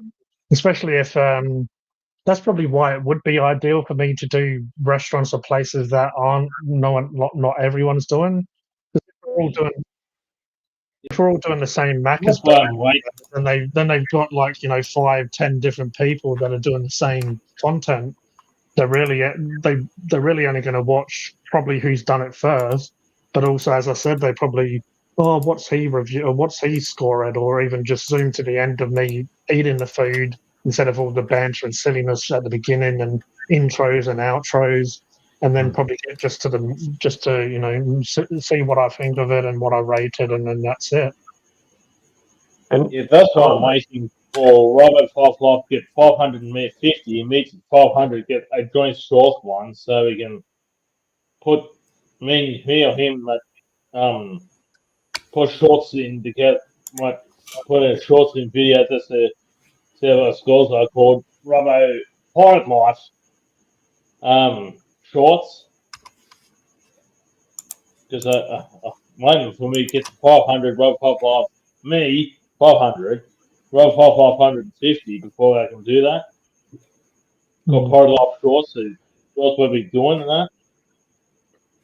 Yeah, this year there's definitely a few places that are unique. Like I know there's a couple of cafes that are they're a cafe, but they also you can adopt cats from there. There's a couple. I think they've got a couple in Adelaide, and you can basically go there, have a coffee and probably snacks or whatever. But you can play with the cats, and also you can adopt. So I feel like that would be a cool review, but also just to experience review, and then maybe I might even give them a little bit of a donation or something as well, just to. But that's a place that I wanted to do last year, didn't get around to. I reckon there's more than one place that does that, and then there's just more cool stuff like that. Stuff that's a little bit different that isn't just the exact same as what everyone else is doing. Or as much as I like doing burgers or whatever, trying new places, at the end of the day, it's still just a burger or whatever that everyone's really had. It's not changing it up that much. So just, I know there's a unicorn calf, they call it, and everything is brightly coloured as well. Like the burgers and the milkshakes and stuff are all rainbow coloured. Feel like something like that is something a little bit different that I've wanted to review for a while. But even if, even if the food's not the best or whatever, I feel like people might want to watch that more because it's visually appealing or a little bit different, to try to find those places, but then also just do the normal review, just trying a new place and then trying whatever on the menu. But yeah, I want to do more bakeries as well, just because. I feel like that's a fair bakeries like pies is a pretty big part of Australian culture as well. I feel like as well. So, we got the Maccas and all that stuff, but then a lot of times people on their breaks they're getting a pie or for breakfast or lunch or whatever they'll just trying to cater to what people probably are used to. And then it might be popular here as well. And I know like we've even discussed it when Jono was on. and Mrs. Austin and stuff. For them, pies are more desserts. To us, it's more savoury tends to be. So even people in other countries might go, "Oh, what's this? A meat pie and stuff." And obviously, UK and some European and Australian cultures would understand. But then I know when I was looking at analytics the other day, India, Philippines, Hong Kong, there's some sort of Asian countries or cultures that are watching. So those sort of those countries, they're not really going to be that used to that cuisine. And that's probably why they do watch, because they're watching me do stuff that they're not really used to. Where if it's from their side, it would be more, curries and rice dishes and that sort of stuff. Right. The few things that Yeah. curiosity more than anything else would be. I'm Phunken hungry, you say. Oh, D-Hop, Sapien, wherever you watch it on. It's like doing cool and interesting stuff, but also I want to keep it fresh a bit for myself, because, I don't, as I've said, I'm getting a bit sick of. I'll happily try new stuff from like McDonald's or whatever, but doing the same stuff and then always being a bit let down with, normally the quality of the chips aren't fresh, and all the rest of it. I'm paying a good 20 to sometimes 30, depending on what I'm doing for food. Really, that's a big letdown most of the time, where I could be investing that money into a local place, probably giving them a bit of exposure, enjoying it, and actually trying new places instead of the same old boring stuff. Really. We Also, last level 449 subs now. Oh, right. Losing subs every time I go on screen. oh, how dare Just people me, insult me, I Roger? That's not right. lose subs. Yeah, that's not kosher. We got a Yeah, chain up here called the Coffee Club. I think I've talked about it before, and they do a variety of stuff. And yeah, you are paying more for it, but it's table service. If you want it, you can get takeaway. And like if you get one of their brekkie burgers, they're just way better than the clackers, Yeah, the little muffins at Macca's, normally dry old piece of shit. Yeah, and as you mentioned before, the Macca's stuff is getting smaller, Definitely. that's what she said. We do actually have Coffee Club here as well. So Oh, I guess right. it's one of those franchises that they, I guess, in a few states. Yeah, that definitely. It's just miking up, getting the mic. It's just going when it's not a super busy time as well, to annoy staff and customers and the rest of it. Or even I might have to, in certain occasions, get it and take it elsewhere a bit, into a bit of a quiet place, like behind the dumpster, like me and Kodie did on the dumpster dive. And maybe I should meet up with Simon, do a video with him. He can teach me how to go through the dumpsters. That'd be good. Cook up some dumpster food. I've watched some of his nice stuff. sub. 449. It's amazing what gets thrown out. I saw it's funny as well. I saw his video yesterday or the day before, and I've been wanting to buy some ginger, because these days I get my honey and apple cider vinegar and lemon juice and stuff. I make like a bit of a detoxing drink in the morning. It's going to be good for your health, gut bacteria and stuff. And I know ginger as well has that sort of antibacterial properties and very healthy. Yeah, he went there the other day and there was all these bananas, bloody ginger beer, sausages, and just ridiculous and crazy what they throw out. This food isn't even rotten or nothing. There's nothing wrong with it. I guess they just need the space for something, or they have overabundance. I mean, I used to work for Woolworths, and I know they're constantly getting the trucks coming in with new. They're constantly getting trucks coming in with new food, like truckloads of food. So obviously they only have a certain amount of room. So if they're not selling it, if they're not selling it as fast as it's coming in, then they just start throwing it out, and they're throwing out a lot of food. So it's just crazy. I used to work still going to school, like year 10, 11, 12 and that, for a local Woolworths store on that, and they used to do that when I was like 16, 17, 18, working for local boys, we're still going to school, like Yeah. usually on weekends and stuff. He's working like Fridays and Saturday mornings, so through to about lunchtime and that. They used to do that back in my day. When I was It's just, in the mid late I 90s. guess it's health and safety and stuff, but as well when it comes to stuff. He found some sausages the other day, and I thought, oh yeah, meat and stuff might be a bit iffy to take, but he was saying they were still cold. Like obviously he found them in time where they haven't been there long enough that it's still cold in temperature. I'm sure a lot of times as well, if you do go shopping, you're taking the food out of the fridge, and say if you're shopping for a while, that food's sitting there for a while anyway. So most of the time you've got that time frame of getting it home. And yeah, even if you buy shopping, you obviously have to drive home depending on how far away from the shops you are. So you do have a bit of leeway or time to get it home. But yeah, really, it just makes me a bit pissed off because you've got homeless people, and they're just literally throwing away perfectly fine food. Even me, like I wouldn't mind some of that because that saved me a few dollars. Bit of veg, bit of meat, how much everything costs. I remember when I first come across his channel as well. He found like loads of cigarettes. Like I think it was like thousands of boxes of cigarettes. Oh, yeah. Wow. Again, I don't know why they threw out. Maybe the shop was in a closure situation.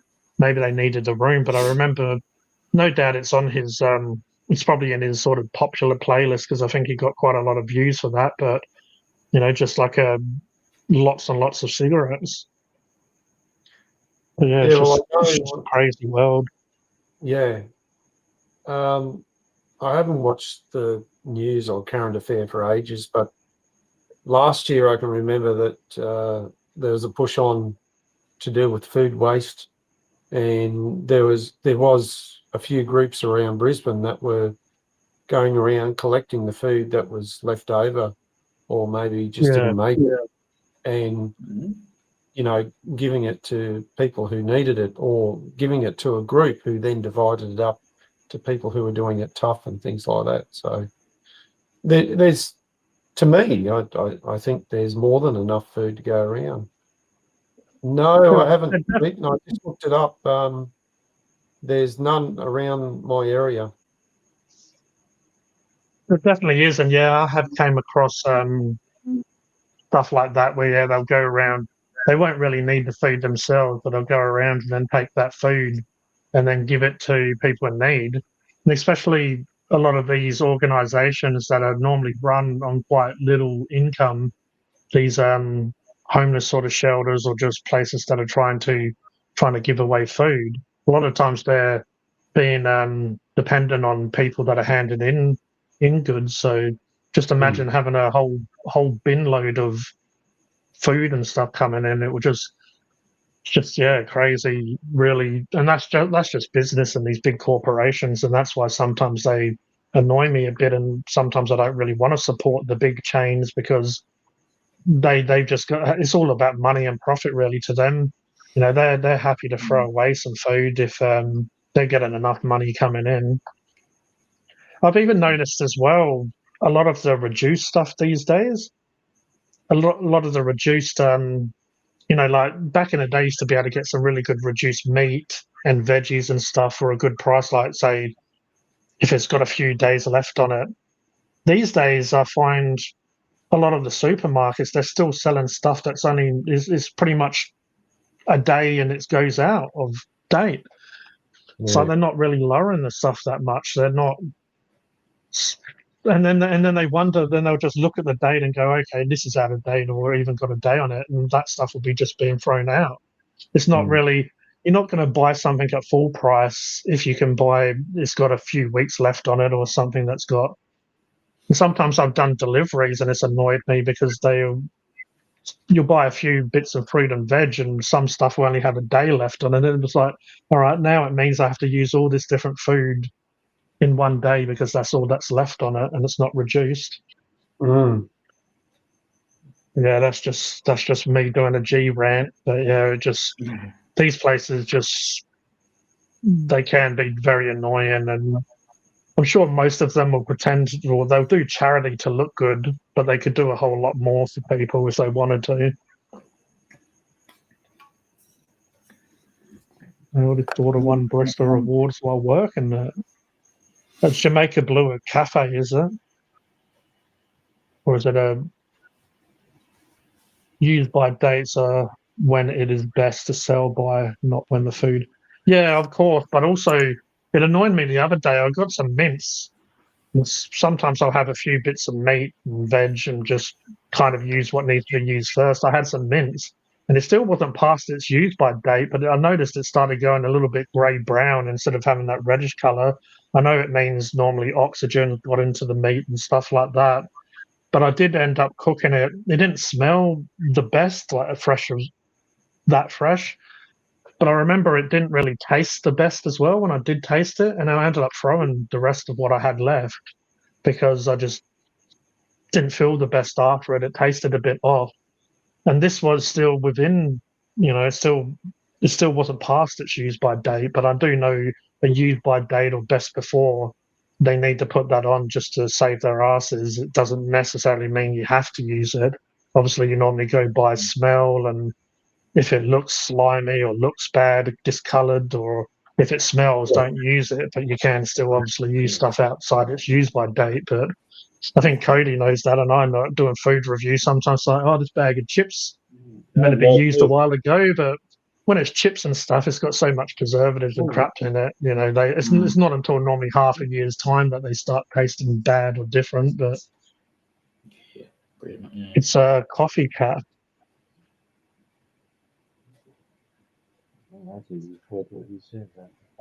Well, it's most of those chips have got your mate Rosemary in it. She pops up. Yeah, no, it just, the more I was looking into it, it's mainly I think Doritos, maybe Smiths. It's all rosemary extract. I've never really found out why they do that, but I guess it's for a reason. But and good old Rosie's in here, my good old mate Rosie. Mm.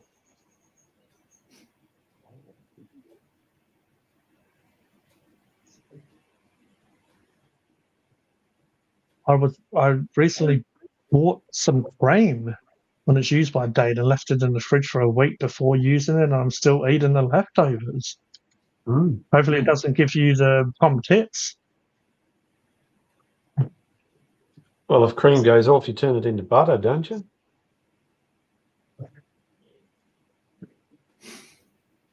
But yeah, I've had that with milk as well.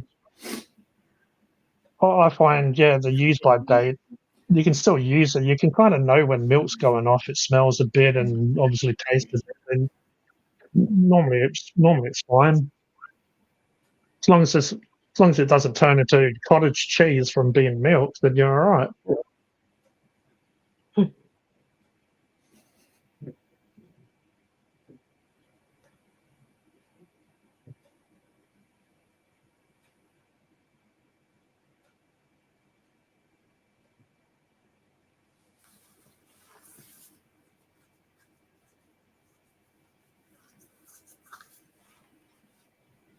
I was going to ask you a question, G. When I looked on YouTube, when I went into the studio, there's a thing come up about copyright, and you clicked on it, and it had a list of videos there, and it's sort of indicating that, this video, somebody's using all of your, there was a match. I think it might have been some of the music or something that we used on the intro, and it's got some options. You can report it, or you can send the person an email and ask them to remove it. And there was a couple there. I had no idea what the hell. I watched the video, and there was just nothing in there that, it says sometimes, I don't know whether you looked at it or not, it says your content or their content or something like that. It was a little bit confusing. I don't know if you've ever looked at that. What part of, because I know the app studio is different than the website version. Is it in This the was on, content section? this was on desktop. See if I can bring it up. Because as well, I'm pretty sure I did mention it here before, and a big channel used my content as well, but they didn't I didn't get like a notification or nothing. They only used, it was in a video where they go around the world recreating McDonald's dishes that aren't in America, and Australia popped up, and it was the creme brulee pie that McDonald's had here, and they used my content of me eating the pie and just doing a bit of a reaction. But I'm pretty sure as well you can use someone's content for a certain amount. But yeah, I didn't You know did about that it. 15 seconds. Yeah. So that's 15 what I seconds thought. to claim copyright. That's what I About thought. That 15 they seconds probably, before you can claim copyright. 30. 30 seconds before you can claim copyright, G. yeah, that's exactly what I thought. That they being a big channel, it has like millions of followers or whatever. The only thing I would have liked if they like credited me a little bit more at the end or at part of the video, or even mention who it was that even if they mentioned the content creator before they did it, just so I would have got a little bit of exposure or whatever. But So that's the screen there on the desktop, right? And see how where it's in copyright. yeah. So it's got matches, removal requests, whatever that says. Hang on, I'll bring the tab up. Messages, Removal archive. messages. Yeah, So funny if I enough, go here on mine, it says, please agree to guidelines to enable access to this tool. So that's probably why I haven't noticed, because I need to give them permission or whatever. yeah. So what it's saying is, some of them are saying it's 100% of their video, and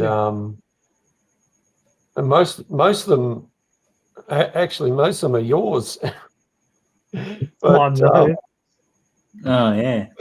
I can't see the problem, and I think and sometimes I think it's some of the streams that I'm doing here with you, and I'm just wondering if you've ever seen it before. I will. I'll take a picture, make a note to look into that, because when you say it's most of them's mine, is it when you've like watched my review on your live stream or something? The Black Tape Project, they do copyright. Well, as I say, with the Black Tape Project, they took my monetization of the videos I've shared of them, but it was the Miami.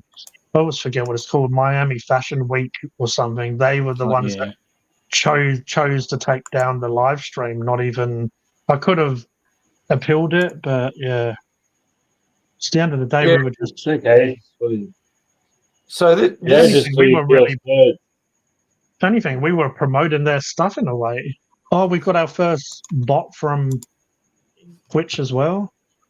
Oh, cool. So at least we know someone's watching.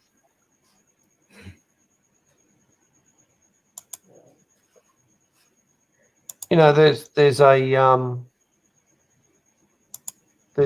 video here that's totally unrelated. The only thing I can think of, it's the countdown, and so I'm a little bit confused at this particular video. And it's also got a couple of their reviews too. Sorry, your reviews. So, and like I said, I don't understand why it's actually coming up, and how them Why does it say Call of Duty Warzone? Did you use some music or something from it? Not that Call of particular Duty video. and the Nothing Show, Call of Duty Warzone. But it says I don't remember you. No, but it says 100% of their video. And when I clicked on that Call of Duty one, all it is a countdown, 5-minute countdown from Talk Studio. Hmm. So Yeah. it's got me stumped. It really has.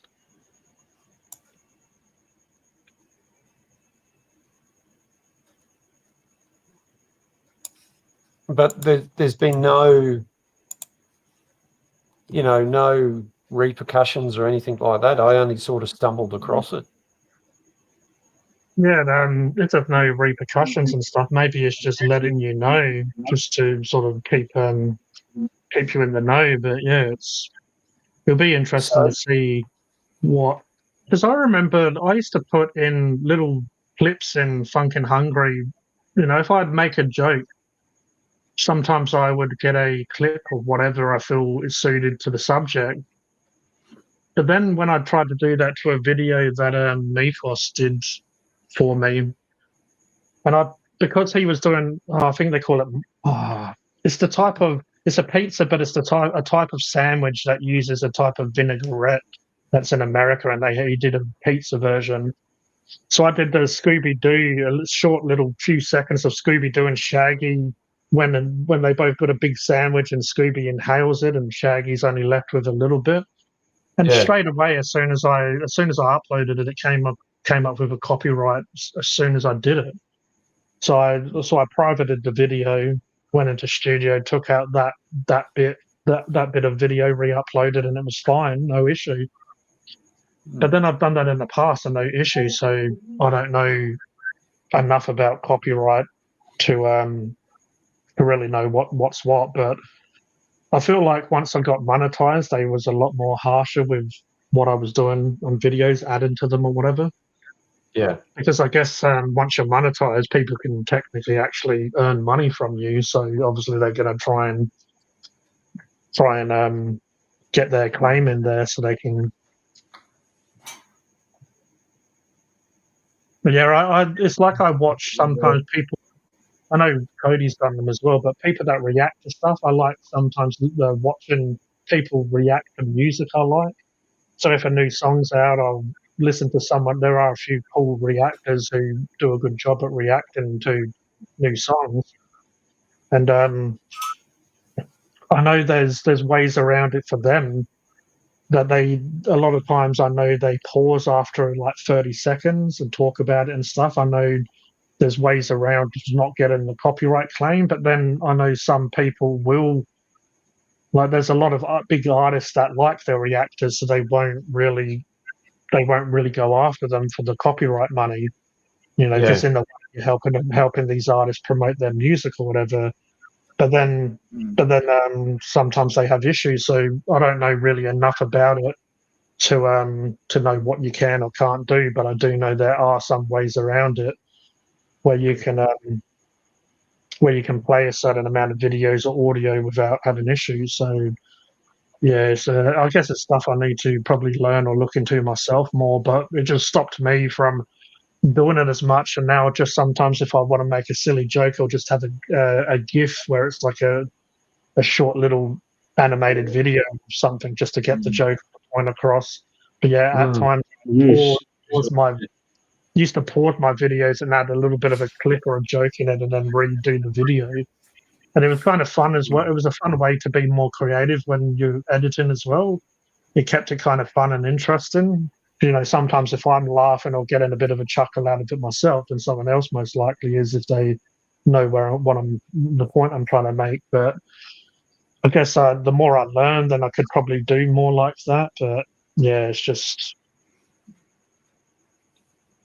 the stuff that I know a little bit about, but not enough to sort of work out what I can or can't do, I guess.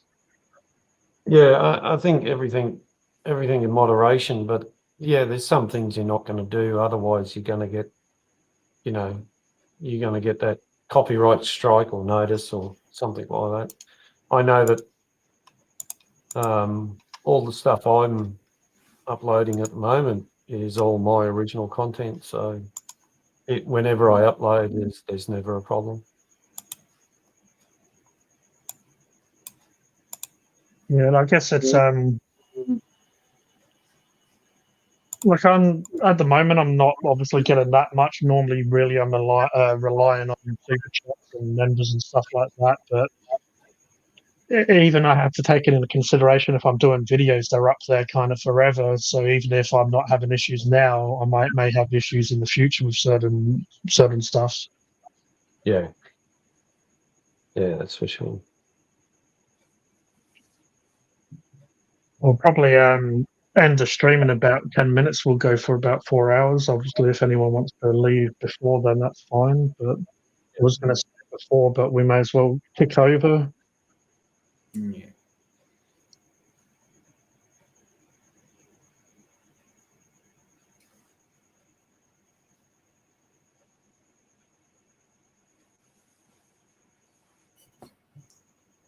Yeah, I'll definitely either do it after the stream or probably do it after the stream. Look into that copyright protection. I have seen that section before, but I've never really looked into it. I do know Yeah, well- on Hypersapien TV, I still have to, I think, go to copyright school because I had a copyright on there. And I've done that before on Phunken Hungry. Funny enough, Kodie would, I don't know if you've had to have issues with copyright, but they get you to play Happy Tree Friends, and there's a video about copyright. So you have to go to copyright school, and they teach you about what copyright is. So that's been sitting there for a while on Hypersapien TV, because I had a copyright from that ages ago, and it just, the restrictions gone. They just restricted me for, I don't know, a week. I couldn't post or something, but Yeah, I always do. But once they strike you, they put all sorts of clamps on you for a bit. Mm. But if you get 3 90 days, that's when they terminate a channel. And then if it's a channel, that's all G. So let's say you have 3 strikes in Phunken Hungry, channel in 90 days. By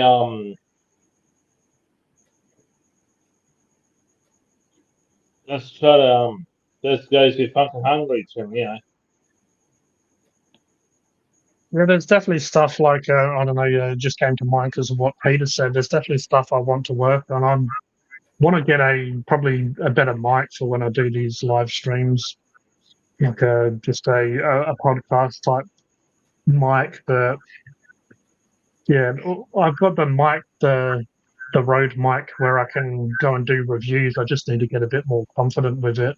You know, like I just need to learn how to use it to the point where I can kind of just not sort of, I guess, have that anxiety of if it's working or if it's going to be okay and stuff like that. I guess Do it's you just trial and error. do you know if it's a directional mic or omnidirectional mic? I'm not so sure, to be honest. Yeah, I'm not that knowledgeable with that stuff. Okay. Do you also So, all right, do you have the Rode Capture app at all? yeah, I do have the app. When I got the mic, it downloaded it, so then you can sort out like the volume and stuff in the app, right? Yeah. Yeah, this is the one I've got. The wireless Oh, me. that's right. You got the wireless me. Yeah. Yeah. So yeah, you got the receiver, transmitter, you got the cable, the USB cable, lightning cable, the windshield carry pouch, and then the different cables um charge it or whatever, the USB version, and then the other ones. Mm. Even if you just do small things, you know, have it. For instance, if you've got a shirt like this, have it clipped here, and maybe do some short videos with it. You know, and just see how you go. The audio quality, I think, is pretty damn good. Yeah, I think that'd be a good call. Like even do videos that I'm not even really gonna, like you said, maybe shorts, or even do maybe some videos from how I normally record from home and just practice and see if the audio is better, which no doubt it will be. But just working it that way before I really jump in the deep end and start doing more and more out and about. Mm. So One I do know thing I've done a couple of when I've done reviews out and about before I had this mic. I did like one near a school. It was a McFlurry, and just so happened that the bell went off and all the kids started running out when I was doing the review. So you had a lot of background noise and just all the rest of it. So one thing with the road capture app. Hang on, I'll turn this down. When you're recording, when you hit the record button, right, it's got a little pause button down here. Oh, yeah. All right.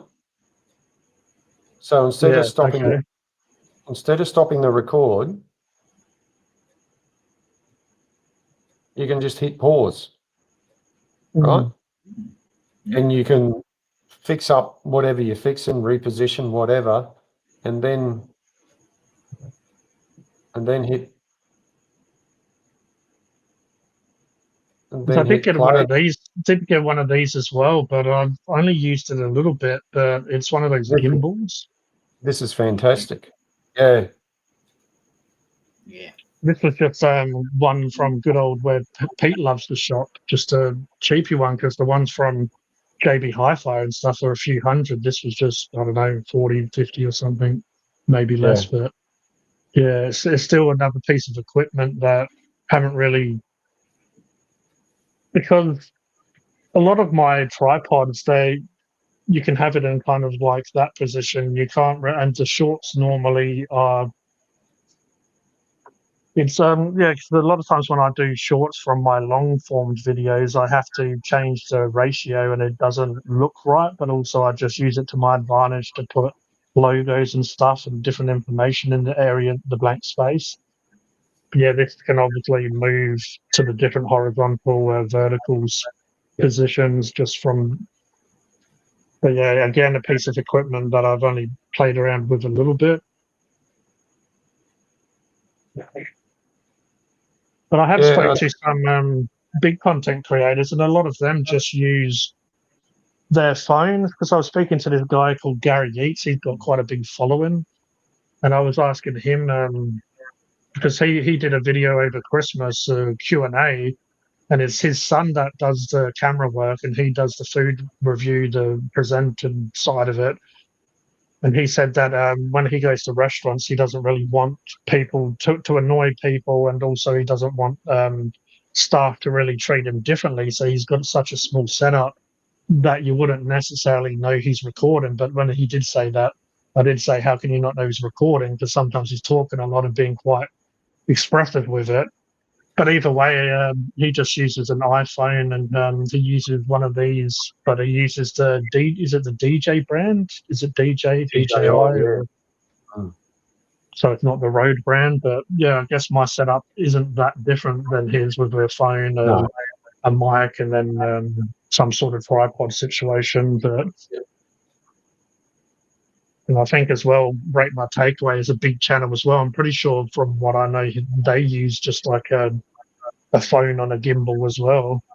But the only thing they're missing that they've got that I don't have, they have cameramen. They have actually people, which makes it easy because I have to worry about keeping it in frame and all the rest of it when they have someone else that worries about that side of stuff. But unless I find someone, on Rate My Takeaway, it's one of his friends, and it's a 3-person team. So Danny does the presenting, and then they have the cameraman and the editor, and they don't come on camera and stuff. They don't want to, so they just are known as cameraman and editor.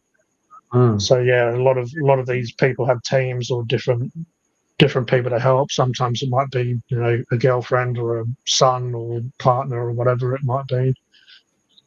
Yeah, worry about that stuff in the future, but for now I just want to get better at recording and all the rest of it.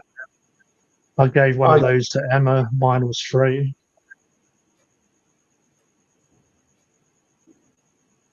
All right, no worries, Peter. Cheers. I'm happy to help you out too, G, if you want. Yeah, no, You've definitely helped me a lot as well, and that was one reason why I did end up getting this, because you tested out a few different bits and pieces, and um, yeah, and I after you saying it, like a lot of times if I'm buying equipment like this, I won't just run out and buy it. I did watch quite a few review channels.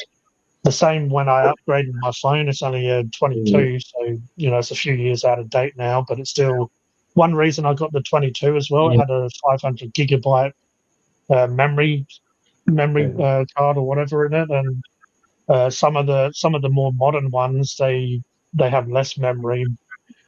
So it's okay for what so far what I'm doing. There's one reason when I had the old phone, it was running out of memory sometimes because I was recording so much. At least that has a lot of room on it.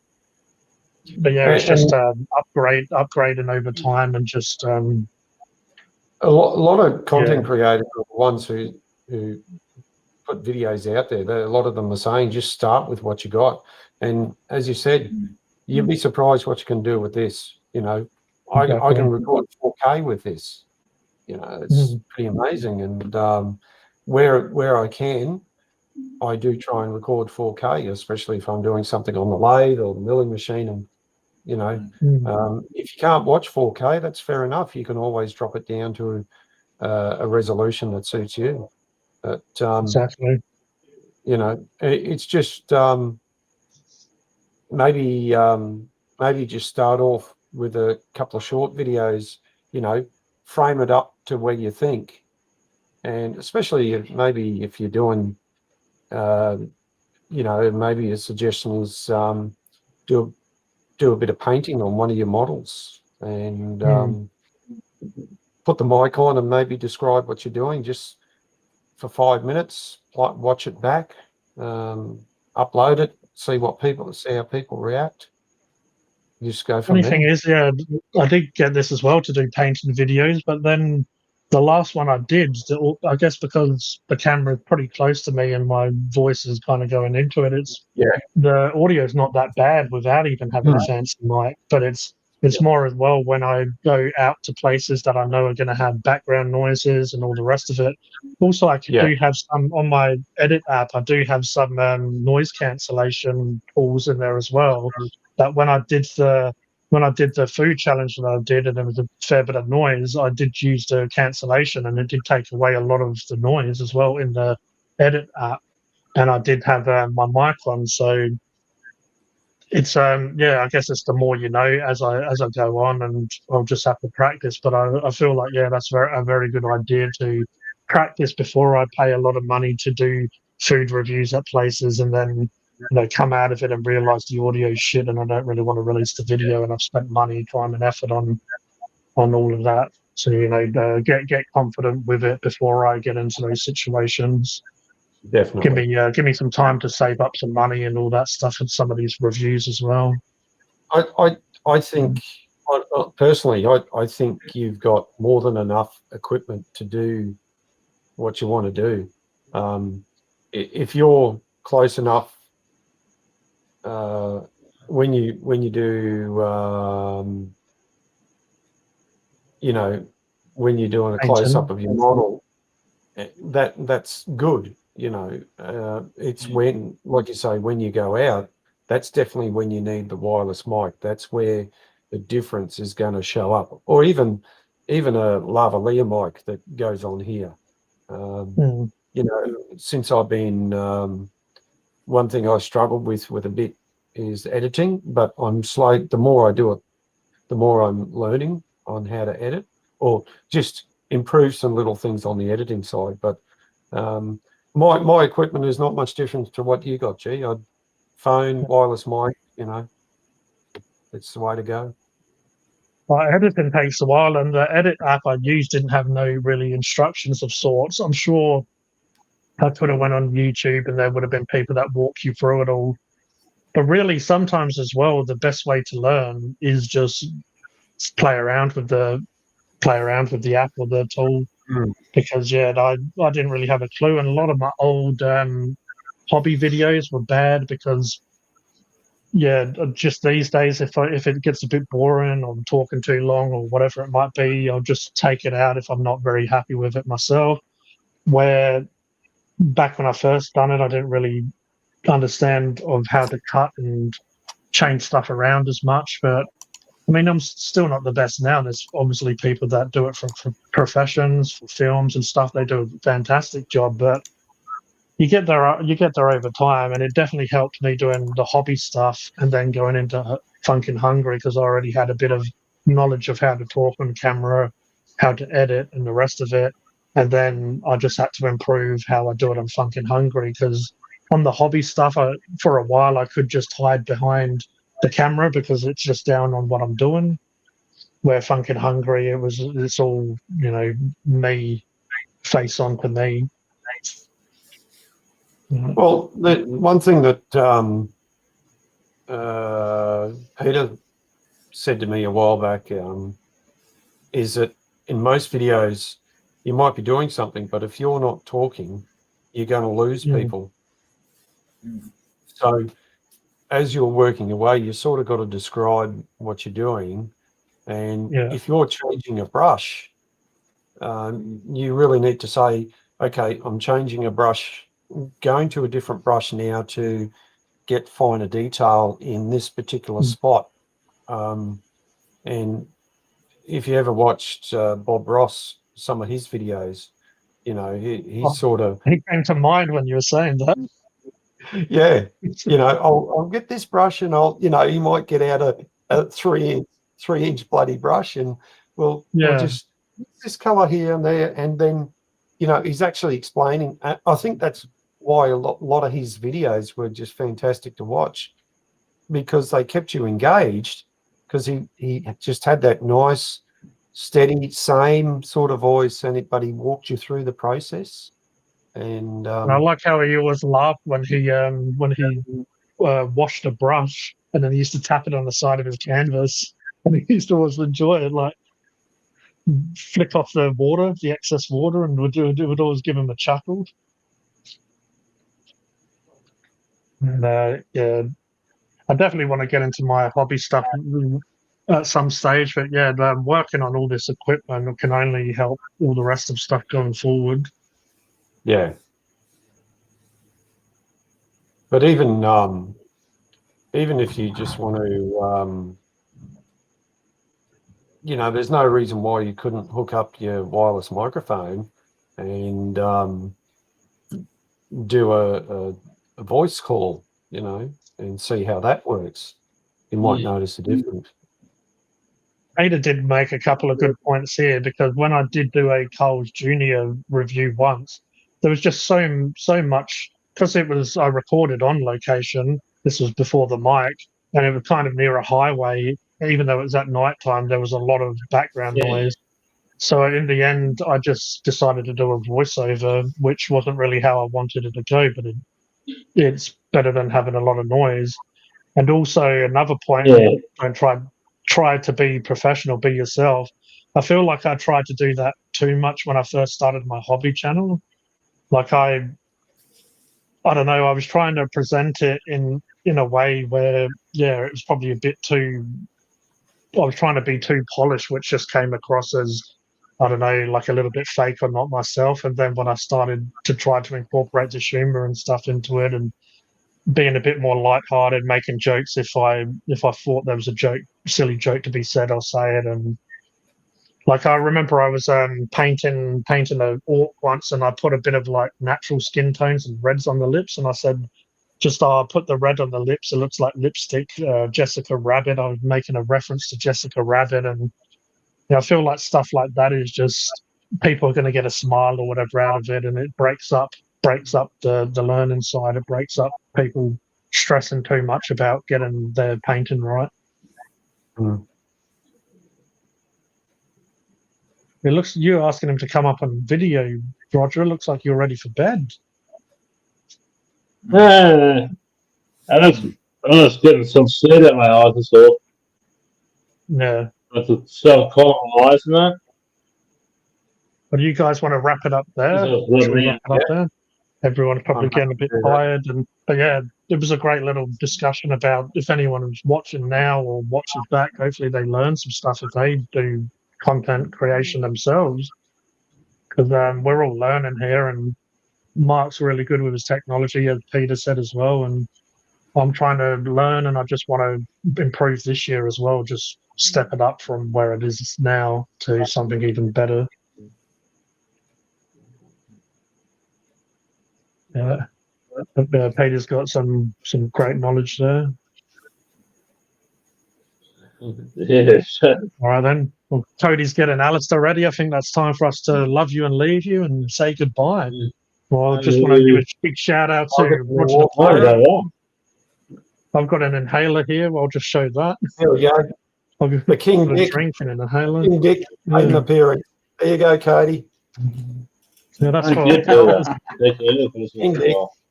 The old King Dick All right. rings better.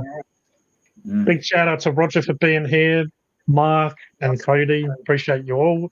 If you want to see their channels, go into the description or the Phunken Hungry YouTube channel, and they'll be down there.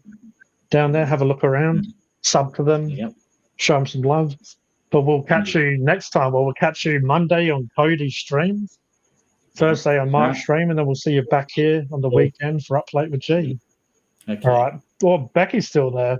Take care, everyone. Cheers, Becky, Peter, and everyone else in the chat. Night, Becky, honey. All right. Good night, honey. Bye.